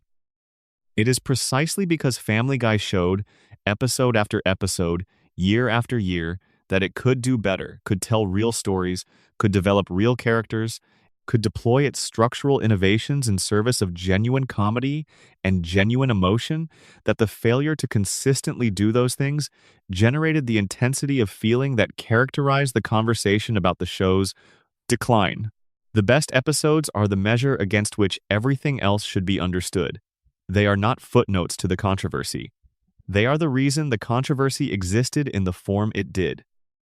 Part 29. The numbers in full what the ratings history actually says. The ratings history of Family Guy, examined carefully and in full context, tells a more nuanced story than either the show's defenders or its detractors typically allow. The show's premiere audience of approximately 22 million viewers on the 31st of January 1999 was inflated by the Super Bowl lead-in the previous program. Super Bowl 33 had drawn one of the largest television audiences of the year, and a significant portion of those viewers simply left their televisions on for the next program. The true baseline for the show's audience in its first season was approximately 12.8 million households per episode, which represented a healthy first-season performance for a new animated comedy on Fox. The scheduling disruptions of seasons 2 and 3, which saw the show moved multiple times across multiple nights and time slots, make the ratings from those seasons difficult to evaluate fairly. A show that airs on Thursday nights against Frasier, then on Tuesday nights against Who Wants to Be a Millionaire, then on a different night against a different competitor, is not being evaluated on consistent terms. The ratings decline that preceded the show's first cancellation reflected scheduling chaos as much as audience dissatisfaction. The Adult Swim revival, which brought the show back into public consciousness through rerun broadcasts on Cartoon Network's late-night block, demonstrated something important. The show had an audience that was significantly larger than its struggling final broadcast ratings had suggested. Boosting Adult Swim's viewership by 239% and generating over 400,000 DVD sales for a canceled show were not the numbers of a show that people had stopped caring about. They were the numbers of a show that had lost its distribution but retained its audience. The revival in 2005 confirmed this. The fourth season's approximately 7.9 million average viewers represented a genuine return of the show's audience following 3 years off the air. The hype was matched by the numbers. The decline from that revival peak was gradual and then accelerating. Season 5, approximately 8.1 million viewers. Season 6, approximately 7.8 million. Seasons 7 and 8 showing further modest declines. By Season 10, the show was in the 6 to 7 million range. By Season 13, it had fallen to approximately 5.86 million. Season 20 averaged approximately 1.31 million viewers with a 0.45 rating in the 18 to 49 demographic. Season 23, approximately 723,000 average viewers. The trajectory describes a loss of roughly 90% of the show's peak revival audience across roughly 15 years of broadcasting. Some portion of this is the general fragmentation of the television audience, the rise of streaming, the proliferation of viewing options, the decline of the broadcast network model as the primary delivery mechanism for entertainment. This is not specific to Family Guy. Every network broadcast show has experienced audience fragmentation across this period, but some portion is specific to Family Guy. The show's decline was steeper than the general fragmentation of the television audience would predict, and the portions of the curve that are steepest correlate with the periods of the show's most discussed creative problems, the escalating Meg abuse storyline, the period of heaviest Brian political soapboxing, the aftermath of the Brian death stunt. The specific numbers, examined carefully, suggest that the show's creative decisions did have measurable audience consequences, that the viewers who left were responding to something the show was doing, not merely to the changing structure of how television audiences fragmented. This does not mean the show was doomed by its creative choices. The fragmentation was real and would have produced audience decline regardless of creative quality. But it does mean that the creative quality mattered to the specific shape of the decline, and that the controversies that generated public discussion about what the show had become were connected to real decisions that had real measurable costs. The show's continued commercial viability, despite these viewership numbers, reflects the architecture of modern entertainment economics. A streaming catalog of over 400 episodes watched by millions of subscribers, international syndication rights generating revenue in dozens of markets, merchandise licensing across multiple product categories, the brand value of a globally recognized property that has been part of the cultural landscape for over 25 years. A show can lose 90% of its peak broadcast viewership and remain commercially viable in this environment. Family Guy's continued existence is evidence of this. Whether commercial viability constitutes justification for continued production is a different question, one that the show's creator answered publicly by describing the show as having reached escape velocity and by framing its continued existence primarily in terms of financial, utility, and charitable giving. This is honest. It is also, as noted earlier, a very different framing from the one that produced the show in the first place. The 24-year-old who pitched a pilot because he had something to say, and the middle-aged man who described the show's continued existence in terms of its capacity to fund conservation organizations through licensing revenue are connected by a continuous history, but the specific motivations have changed in ways that the numbers reflect. And that, finally, is everything. The full accounting. 25 years of trouble, from the first canceled episode to the mega deal that will carry the show through its 30th anniversary. The banned, the pulled, the edited, the controversial, the consequential, and the occasionally great. The show that was worth caring about and the show that made caring about it complicated, and the fact that both of those things are true about the same property across the same long history. Find a comfortable position. Let the night do what it does. Somewhere in the long catalog of everything Family Guy ever made, there is probably an episode that made you laugh in a way you still remember. That laugh is real. The context that surrounds it is complicated. Both things are true and both things are worth knowing. Rest well. We will be here when you need more. If this video found you at the right moment, thank you for spending your time here. Please subscribe if you haven't already. Leave a comment with your location and the time, and come back whenever you need something long and thorough and worth your patience. An additional note on the show's influence on animation broadly. It would be incomplete to close this history without acknowledging something that the controversy-focused narrative can obscure. Family Guy genuinely changed the landscape of American animated television in ways that extended far beyond its own ratings or its own run.